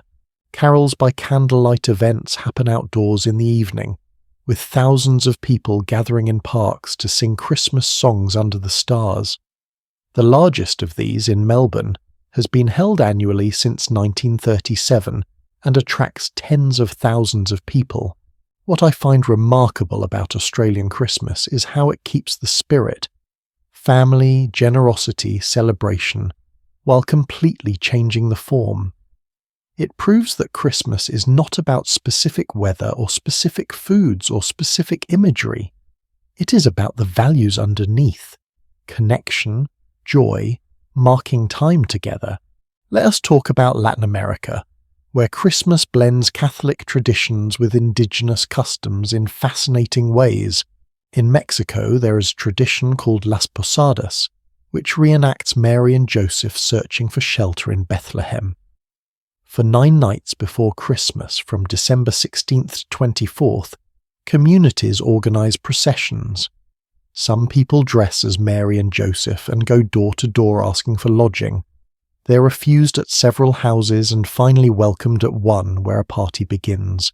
These celebrations include piñatas, but not the cartoon character ones you see at kids' birthday parties. Traditional Christmas piñatas are star-shaped, representing the Star of Bethlehem, with 7 points representing the 7 deadly sins. Breaking the piñata symbolizes destroying sin through faith. In many Latin American countries, the main celebration happens on Christmas Eve, called Nochebuena. Families gather for a late meal, attend midnight mass, and then celebrate into the early hours of Christmas Day. Gift-giving often happens on January 6th, Three Kings Day, representing when the Magi brought gifts to Jesus. In Venezuela, there is a unique tradition in Caracas where people roller skate to early morning Christmas Mass. Streets are closed to traffic so people can skate safely to church. Children tie one end of a string to their toe and hang the other end out the window before bed so people skating by can tug it to wake them up. This is not ancient tradition. It started relatively recently, but it shows how communities continuously invent new Christmas customs. Now let us visit India, where Christmas is celebrated by a small Christian minority, about 2.5% of the population, but has been adopted more widely in urban areas. Indian Christians have their own traditions. In Kerala, where there is a large Christian community, people decorate with oil lamps and small clay lamps called nilavilaku. They attend church services and have family feasts that blend Indian and Western foods. You might have biryani alongside Christmas cake. But what's really interesting is how Christmas has been adopted by non-Christians in India's cities. Shopping malls decorate. Bakeries sell Christmas cakes. Young people exchange gifts. It has become a secular celebration of winter and festivity, much like in Japan. The Christmas tree has been adapted too. In some regions, mango trees or banana trees are decorated instead of pine trees, which do not grow in most of India. Let us quickly tour some other fascinating Christmas variations around the world. In Iceland, there are 13 Santa Clauses, the Yule Lads, who are mischievous troll-like figures. Each one visits on a different night in the 13 days before Christmas, leaving gifts in shoes that children place on windowsills. But they also play pranks like slamming doors or stealing sausages. In Catalonia, Spain, There is a tradition called kagatio, which translates as the pooping log. Children feed a log starting on December 8th, then on Christmas Eve, they beat it with sticks while singing songs, and it poops out presents. Yes, really, it is bizarre and beloved. In Norway, people hide their brooms on Christmas Eve because there is an old belief that witches and evil spirits come out that night looking for brooms to ride. In South Africa, Christmas falls during summer holidays, so many families take vacations to the beach or the countryside. Christmas dinner might happen outdoors as a barbecue called a braai. In Germany, they still celebrate some traditions we've talked about: Christmas markets, Advent calendars, Christkindl. But there is also Krampus, that terrifying demon companion to St. Nicholas, who is still very much part of the celebration in Alpine regions. What all these variations show us is that Christmas is incredibly adaptable. It can be religious or secular, it can happen in summer or winter, it can involve fried chicken or roasted pig or seafood, it can last 1 day or 4 months, it can be austere or extravagant. It can incorporate local spirits and demons or stick to biblical narratives. Christmas is like water. It takes the shape of whatever container it is poured into. Each culture is a different container, and Christmas fills it in a different way. But here is the deep question. With all these variations, is there anything that unites them? Is there any essential core to Christmas that remains consistent across all these wildly different celebrations? I think there is. And it is not about specific traditions or religious doctrines. It is about values. Every version of Christmas, no matter how different on the surface, emphasizes some combination of these: family, community, generosity, light in darkness, hope, celebration, gratitude, renewal.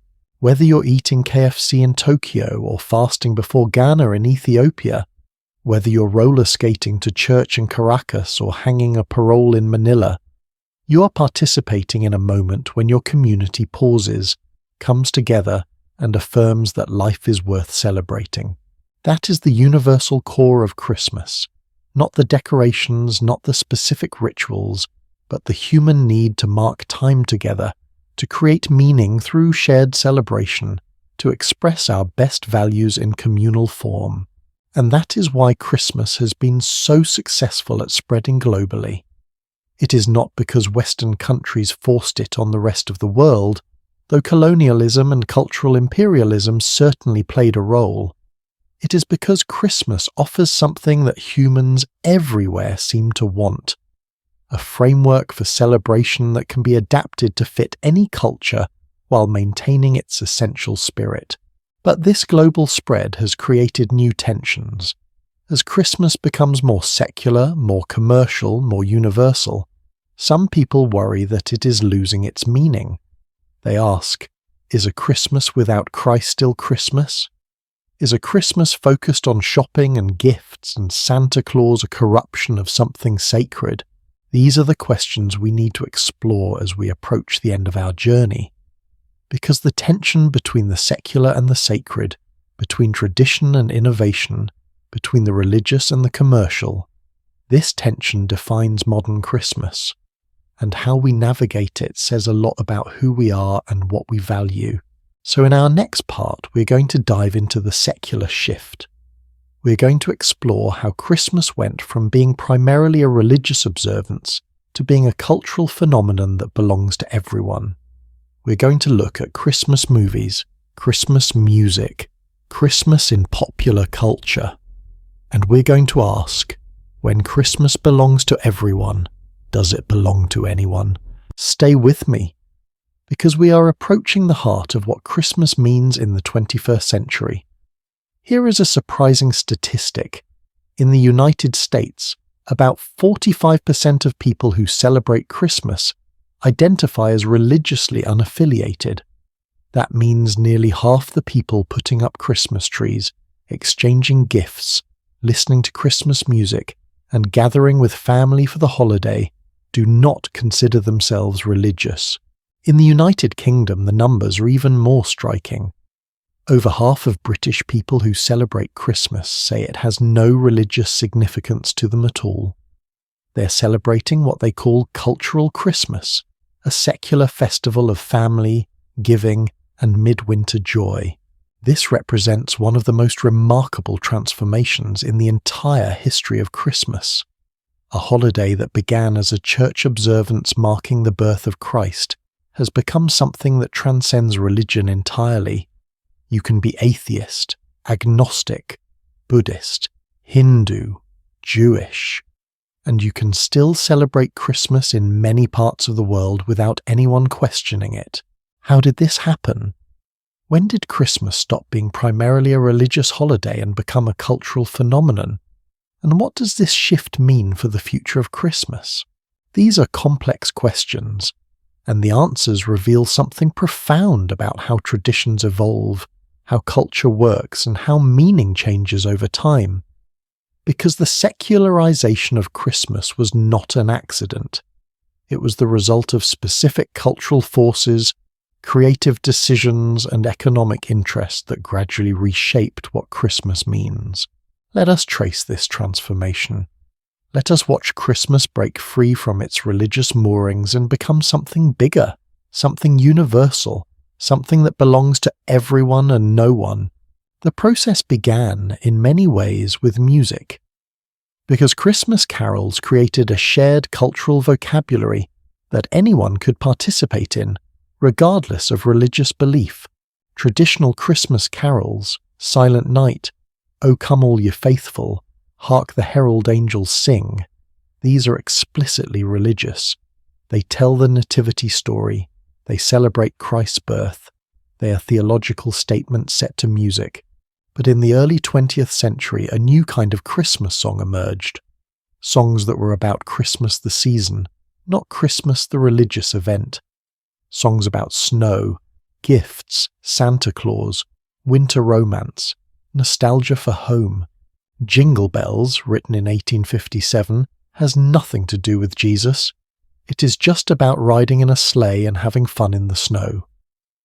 Winter Wonderland, from 1934, is about romance in a snowy landscape. Santa Claus is Coming to Town, from 1934, is about the mythology of Santa watching children to see if they are naughty or nice. And then came the song that would become the best-selling Christmas single of all time, White Christmas. Written by Irving Berlin, a Jewish immigrant from Russia, and first performed by Bing Crosby in 1942, White Christmas is a masterpiece of secular Christmas sentiment. The song does not mention Jesus, the Nativity, or any religious themes.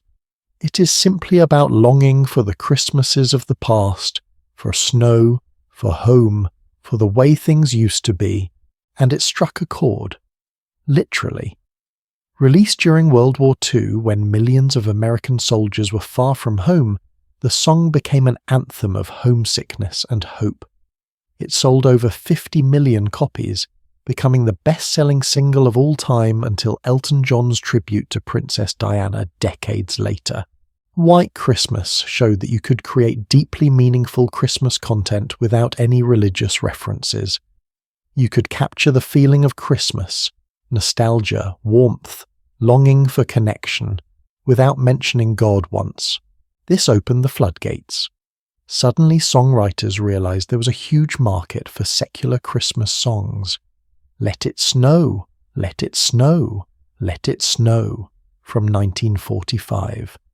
The Christmas song, with its famous opening, Chestnuts Roasting on an Open Fire, from 1946. Here Comes Santa Claus, from 1947. Rudolph the Red-Nosed Reindeer, from 1949. Frosty the Snowman, from 1950. By the 1950s, secular Christmas songs dominated the airwaves, and these songs created a version of Christmas that anyone could participate in. You did not need to be Christian to enjoy a white Christmas, or to love Frosty the Snowman. These songs were culturally Christian, but not religiously Christian. Then came movies, and movies completed the secularization of Christmas in popular culture. It's a Wonderful Life, released in 1946, has religious elements. Prayers are answered. An angel earns his wings. But the core story is about a man learning to appreciate his life and his community. It is about meaning, purpose, connection. It uses Christmas as a backdrop, but it is not really about the religious significance of the holiday. Miracle on 34th Street, also from 1947, is about whether Santa Claus is real. It is a charming fantasy about belief, imagination, and childhood wonder. Again, Christmas provides the setting, but the movie is not about Christ or Christian theology. It is about the magic of believing in something wonderful. These movies established a template. You could tell Christmas stories that capture the spirit of the holiday, generosity, family, redemption, hope, without making them explicitly religious. You could secularize the symbolism while keeping the emotional core. And then, in the 1960s and 70s, came the Christmas television specials that would shape how entire generations understood the holiday. A Charlie Brown Christmas, which first aired in 1965, is fascinating because it does both. It includes Linus reading from the Gospel of Luke, explaining the biblical Christmas story. But the special is really about Charlie Brown feeling depressed and disconnected during a season that is supposed to be joyful.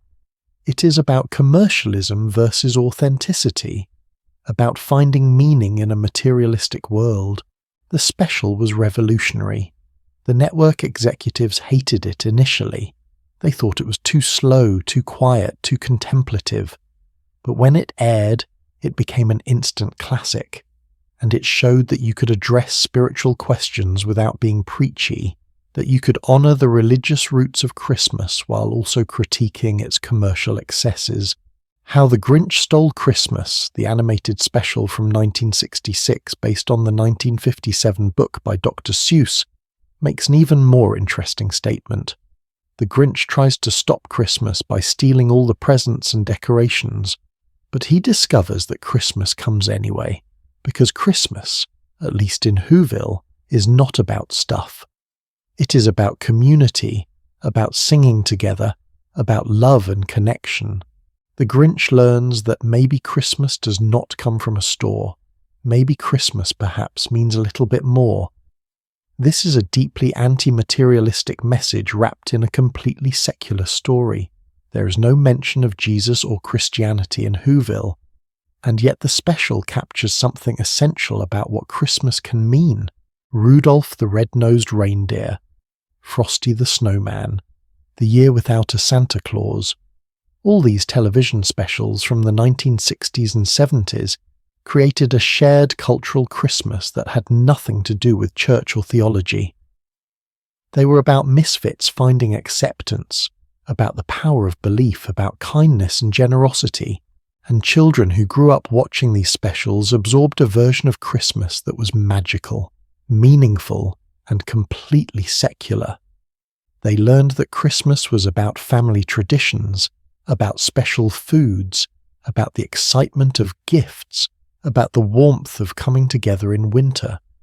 The religious origins were there in the background maybe, but they were not central to the experience. By the 1980s and 90s, fully secular Christmas movies dominated. Home Alone in 1990, The Santa Claus in 1994, Elf in 2003. These are not even slightly religious. They are comedies, fantasies, adventures that happen to take place at Christmas, and yet they feel like Christmas. They capture something we recognize as the Christmas spirit. Why? Because they emphasize the values we have come to associate with the holiday: family, generosity, believing in magic, finding your place in the world, redemption through kindness. Popular culture had essentially created a secular Christmas theology, not based on the birth of Christ, but based on a set of shared values and emotional experiences that anyone could access. This shift was accelerated by retail and advertising, because businesses quickly realized that you sell more products if you make Christmas inclusive, not exclusive. If Christmas is only for Christians, you're limiting your market. But if Christmas is for everyone, a cultural celebration of giving and togetherness, then everyone becomes a potential customer. So advertising emphasized the universal aspects: family, gifts, food, decoration, celebration. They showed diverse families celebrating together. They focused on Santa, on snow, on the feeling of Christmas rather than the theology of Christmas. Department stores became secular temples of Christmas. Elaborate window displays, Santa's grottos where children could meet him, special Christmas departments selling decorations and gifts. These created a Christmas experience that had nothing to do with church but everything to do with wonder and magic. And here is what is remarkable. Many religious Christians participated enthusiastically in this secular Christmas. They put up the same decorations, watched the same movies, listened to the same songs as everyone else. For them, Christmas was both religious and cultural. They could go to church on Christmas Eve to celebrate the birth of Christ, then come home and watch a Christmas story on television. The two versions of Christmas, religious and secular, existed side by side. For many people they still do, but this dual nature of Christmas creates tensions, because when a holiday means different things to different people, conflicts are inevitable. Some Christians feel that secular Christmas has hijacked their religious holiday, that the real meaning has been lost in a sea of commercialism and Santa Claus. They push back with Keep Christ in Christmas campaigns, with nativity scenes in public spaces, with insistence on saying Merry Christmas instead of Happy Holidays. Others argue that Christmas has always been a blend of sacred and secular, that trying to make it purely religious ignores centuries of cultural evolution. They point out that many Christmas traditions, trees, gifts, Santa, have no biblical basis anyway. They say Christmas belongs to culture now, not just to the church.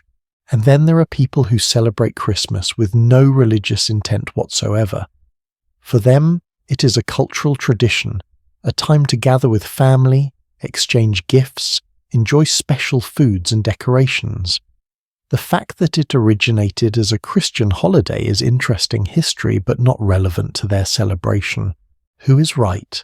Can Christmas be both sacred and secular? Or does secularization inevitably diminish the religious meaning? I do not think there is one answer. Because Christmas is not one thing. It is many things simultaneously. It is a religious observance for Christians who celebrate the incarnation of God. It is a cultural holiday for people who value the traditions and the feeling without the theology. It is a commercial event for businesses. It is a time of year that brings people together across all these different meanings. The question is not whether Christmas should be religious or secular. It is whether we can hold space for it to be both, to mean different things to different people, to be celebrated in different ways without any one way being the correct way. And I think we can. Because ultimately what makes Christmas powerful is not any specific belief or practice. It is the fact that it brings people together. It creates moments of connection, of generosity, of warmth in the cold season. Whether you're celebrating the birth of Jesus, or honoring cultural traditions, or just enjoying time with loved ones, you are participating in something larger than yourself. You are part of a global moment when billions of people pause, reflect, and try to express their best values. That is sacred in its own way. Not in a theological sense necessarily, but in a human sense. The act of coming together, of creating meaning through shared ritual, of expressing love and generosity. These are sacred human activities, whether or not they involve religion. And maybe that is the real genius of Christmas. It has become flexible enough, inclusive enough, meaningful enough to serve many purposes at once. It can be deeply religious for those who want that. It can be purely cultural for those who prefer that. It can be commercial and spiritual, traditional and innovative, sacred and secular, all at the same time. This flexibility is not weakness, it is strength. It is what has allowed Christmas to survive, to spread, to adapt to changing times and changing cultures. It is what has made Christmas the most celebrated holiday in human history. But this raises new questions as we look toward the future. If Christmas can mean anything, does it risk meaning nothing? As traditions evolve and change, as new generations create their own versions of Christmas, what will remain? What is essential? What can change without losing the heart of what Christmas is? These are the questions we need to explore as we reach the final part of our journey. Because Christmas is not done evolving. Right now, in the 21st century, Christmas is changing again. Technology is reshaping how we celebrate. Concerns about sustainability are challenging traditional practices. Changing family structures are creating new traditions. Mental health awareness is making us rethink the pressure and expectations around the holiday. So in our final part, we're going to look at the future of Christmas. We're going to explore the challenges and opportunities facing this ancient holiday in a modern world. We're going to ask, what will Christmas look like 50 years from now? 100 years from now? Will it still be recognizable? Or will it have transformed into something entirely new? Because if history has taught us anything, it is this. Christmas never stops changing. It never stops adapting. It never stops absorbing new influences and creating new traditions. And that is not something to mourn. That is something to celebrate. Because it means Christmas is alive. It means it is still relevant, still meaningful, still serving human needs. So stay with me as we take this final step. Let us imagine the future together. Let us think about what Christmas can become and what it should never lose. Because the story of Christmas is not over. It is still being written, and in some small way, we are all authors of that story. Think about your childhood Christmas. The specific decorations your family used, the foods you ate, the rituals you followed, the way your home smelled, the feeling of Christmas morning. Now imagine your grandchildren 50 years from now celebrating Christmas. What will remain the same? What will be completely different?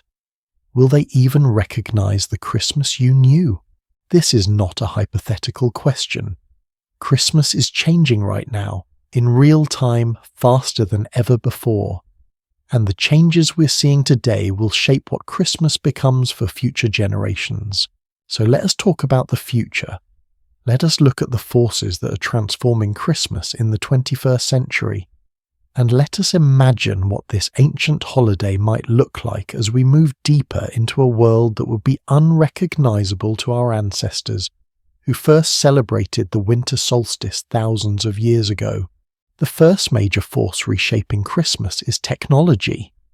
And I am not just talking about shopping online instead of going to stores, though that is part of it. I am talking about how technology is fundamentally changing the experience of Christmas. Think about video calls. For the first time in human history, families separated by thousands of miles can see each other on Christmas Day. Grandparents in one country can watch their grandchildren open presents in another country in real time. This was science fiction just a generation ago. Now it is normal. The COVID-19 pandemic accelerated this dramatically. In 2020, when travel was restricted and gathering in person was dangerous, millions of families celebrated Christmas over Zoom or FaceTime or other video platforms. They opened presents together virtually. They had Christmas dinner with family members appearing on screens. And you know what? It was not the same as being together in person. But it was something. It maintained connection when physical presence was impossible. And now, even after the pandemic, many families continue this practice for members who cannot travel. This is changing what Christmas means. It is becoming less about physical proximity and more about intentional connection. You can be together in spirit even when you are apart in body. But technology is also creating new problems. Social media has turned Christmas into a performance. People post carefully curated photos of their perfect trees, their beautifully wrapped gifts, their photogenic family gatherings. And this creates pressure to compete, to make your Christmas look as good as everyone else's seems to be. This is exhausting. It turns what should be a joyful celebration into a source of stress and comparison. Young people especially report feeling overwhelmed by the pressure to create picture-perfect Christmas experiences worthy of Instagram. There is a backlash emerging. Some people are deliberately choosing simpler Christmases, rejecting the pressure to create social media content, focusing on genuine connection rather than performative celebration. This might be a healthy correction, a return to what matters. Another technological shift. Artificial intelligence and virtual reality are starting to change how we experience Christmas entertainment. We can now have personalized Christmas stories, AI-generated Christmas music, virtual reality Christmas experiences. In the future, you might put on a headset and walk through a Victorian Christmas market, or experience Christmas in ancient Rome, or visit Santa at the North Pole in immersive virtual reality. Is this better or worse than traditional Christmas experiences? That depends on how we use it. Technology is a tool. It can enhance connection or replace it. It can create new forms of magic or commercialize everything into oblivion. The second major force is environmental consciousness. Because traditional Christmas has a significant environmental cost, and people are starting to reckon with that. Real Christmas trees use water and land, though they are renewable and biodegradable. Artificial trees are made from plastic and metal, require fossil fuels to manufacture, and end up in landfills. Both have impacts. Gift wrap and packaging create enormous amounts of waste. In the United States alone, it is estimated that between Thanksgiving and New Year's, household waste increases by 25%. That is an extra 1 million tons of garbage per week. Shipping presents around the world has a carbon footprint. The energy used for Christmas lights is substantial. The overconsumption of food and goods during the holiday season contributes to climate change. Younger generations are increasingly aware of these impacts, and they are changing how they celebrate. Some are choosing experiences over physical gifts. Some are making gifts instead of buying them. Some are establishing no-gift agreements with friends and family, choosing instead to spend time together or donate to charity. There is a growing movement towards sustainable Christmas, reusable gift wrap, locally sourced foods, energy-efficient LED lights, charitable giving instead of material presents. This is not about killing Christmas. It is about reimagining Christmas for a world where we understand that our choices have consequences. And honestly, this aligns well with the original spirit of many Christmas traditions: generosity, thinking of others, caring for the vulnerable. Caring for the planet is an extension of those values. The third force is changing family structures. The nuclear family, 2 married parents with children living in one household, is no longer the dominant model in many societies. We have single-parent families, blended families, chosen families of friends, multi-generational households, same-sex parents, people living alone by choice. Traditional Christmas often assumes a specific family structure. Children, parents, maybe grandparents, all gathering in one home. But what if that is not your reality? What if you are estranged from your family? What if you're single and alone during a holiday that emphasizes family togetherness? What if your family does not accept you for who you are? For many people, Christmas is not joyful. It is painful. It highlights what they do not have, what they have lost, or what they have had to leave behind. And there is increasing awareness of this. The concept of Friendsgiving at Thanksgiving is extended to Friendsmas at Christmas, gatherings of chosen family rather than biological family. Support groups exist for people spending Christmas alone. Some communities organize inclusive Christmas events for people who do not have traditional family structures. This is beautiful, actually. It is expanding our definition of family, recognizing that the people who matter to us are not necessarily the people we are related to by blood. It is making Christmas more inclusive, more accepting, more flexible. The fourth force is mental health awareness.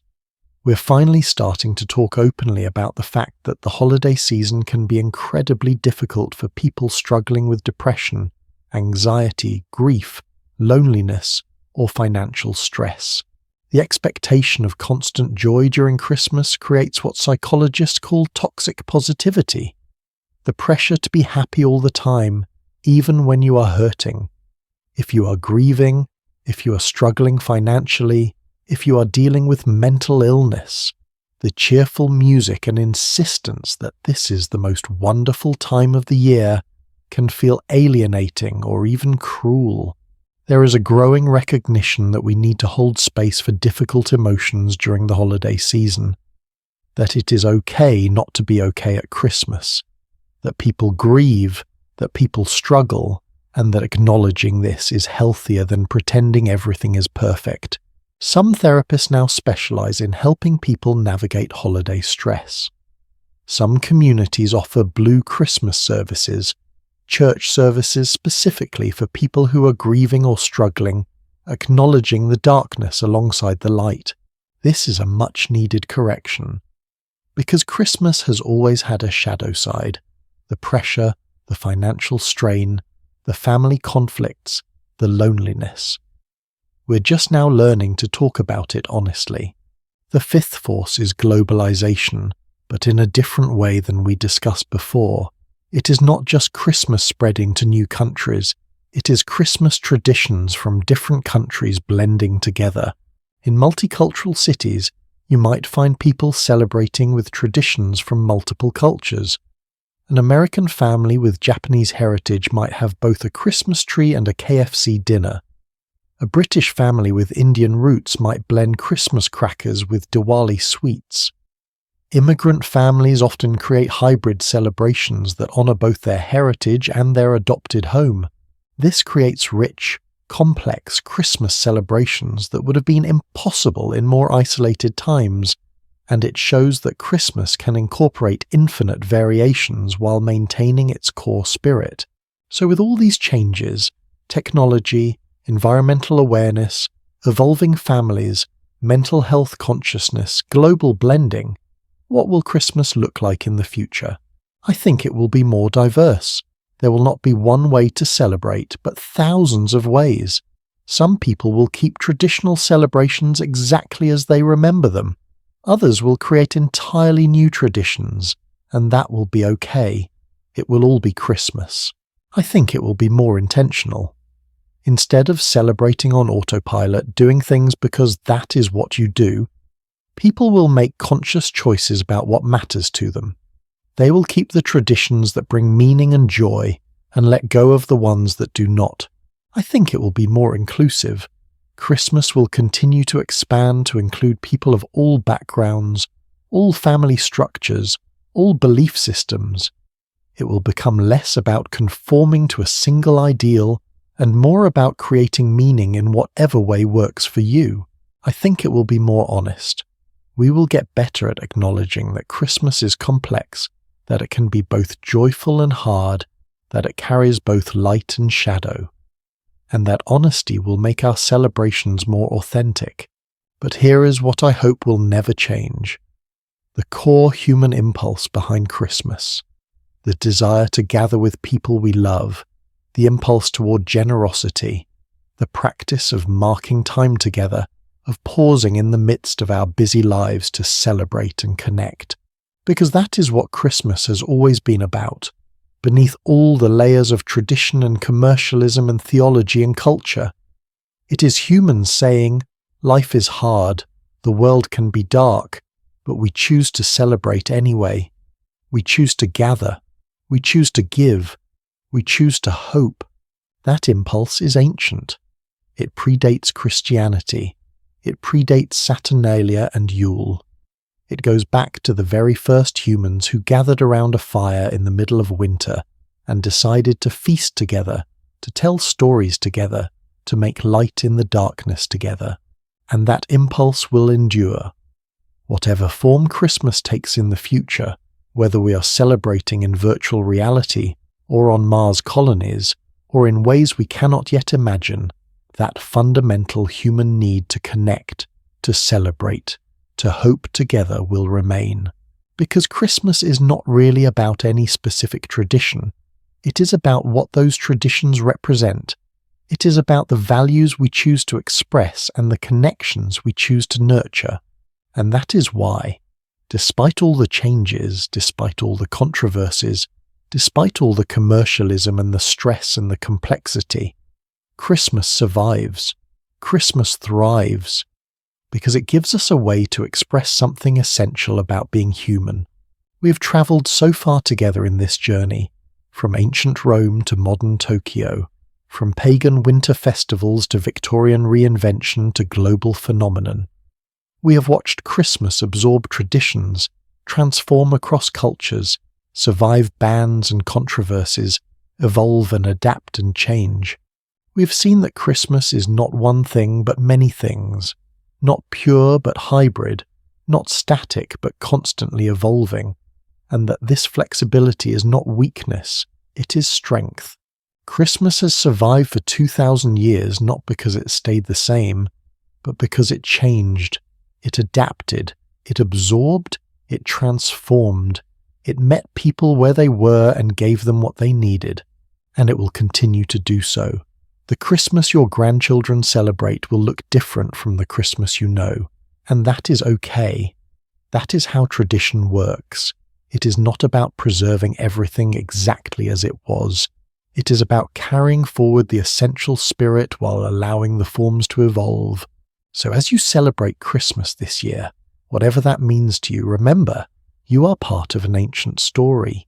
You're connected to billions of people across time and space who have gathered in the darkness to create light, who have chosen hope over despair, who have celebrated life even when life is hard.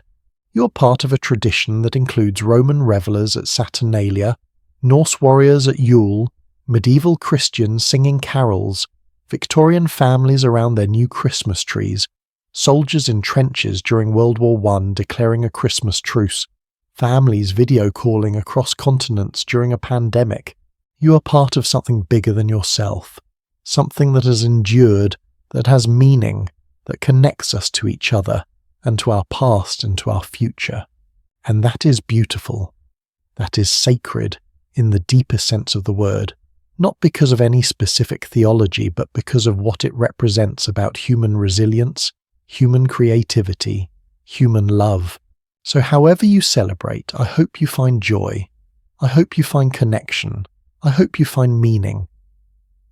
And I hope you remember that Christmas, in all its messy, complicated, beautiful diversity, is ultimately about one simple thing. We are here, we are together, and that is worth celebrating. Thank you for taking this journey with me tonight. Thank you for staying curious, for asking questions, for being willing to see this familiar holiday in new ways.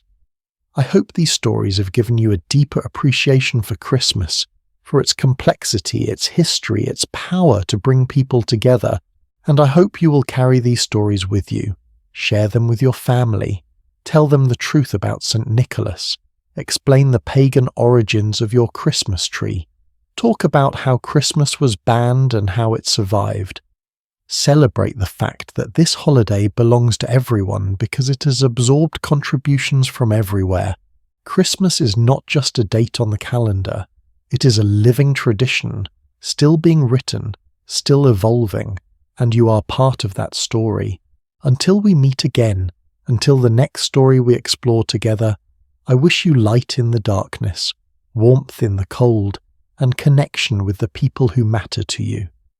Whether you celebrate Christmas or not, whether you're religious or secular, whether you're surrounded by family or finding your own way, I hope you find moments of joy, of peace, of meaning. Thank you for listening. Thank you for being here, and I cannot wait to share the next journey with you. Sleep well, my friends, and remember, every tradition was new once. Every story was first told by someone willing to imagine something different. You are part of that continuing creation. Good night.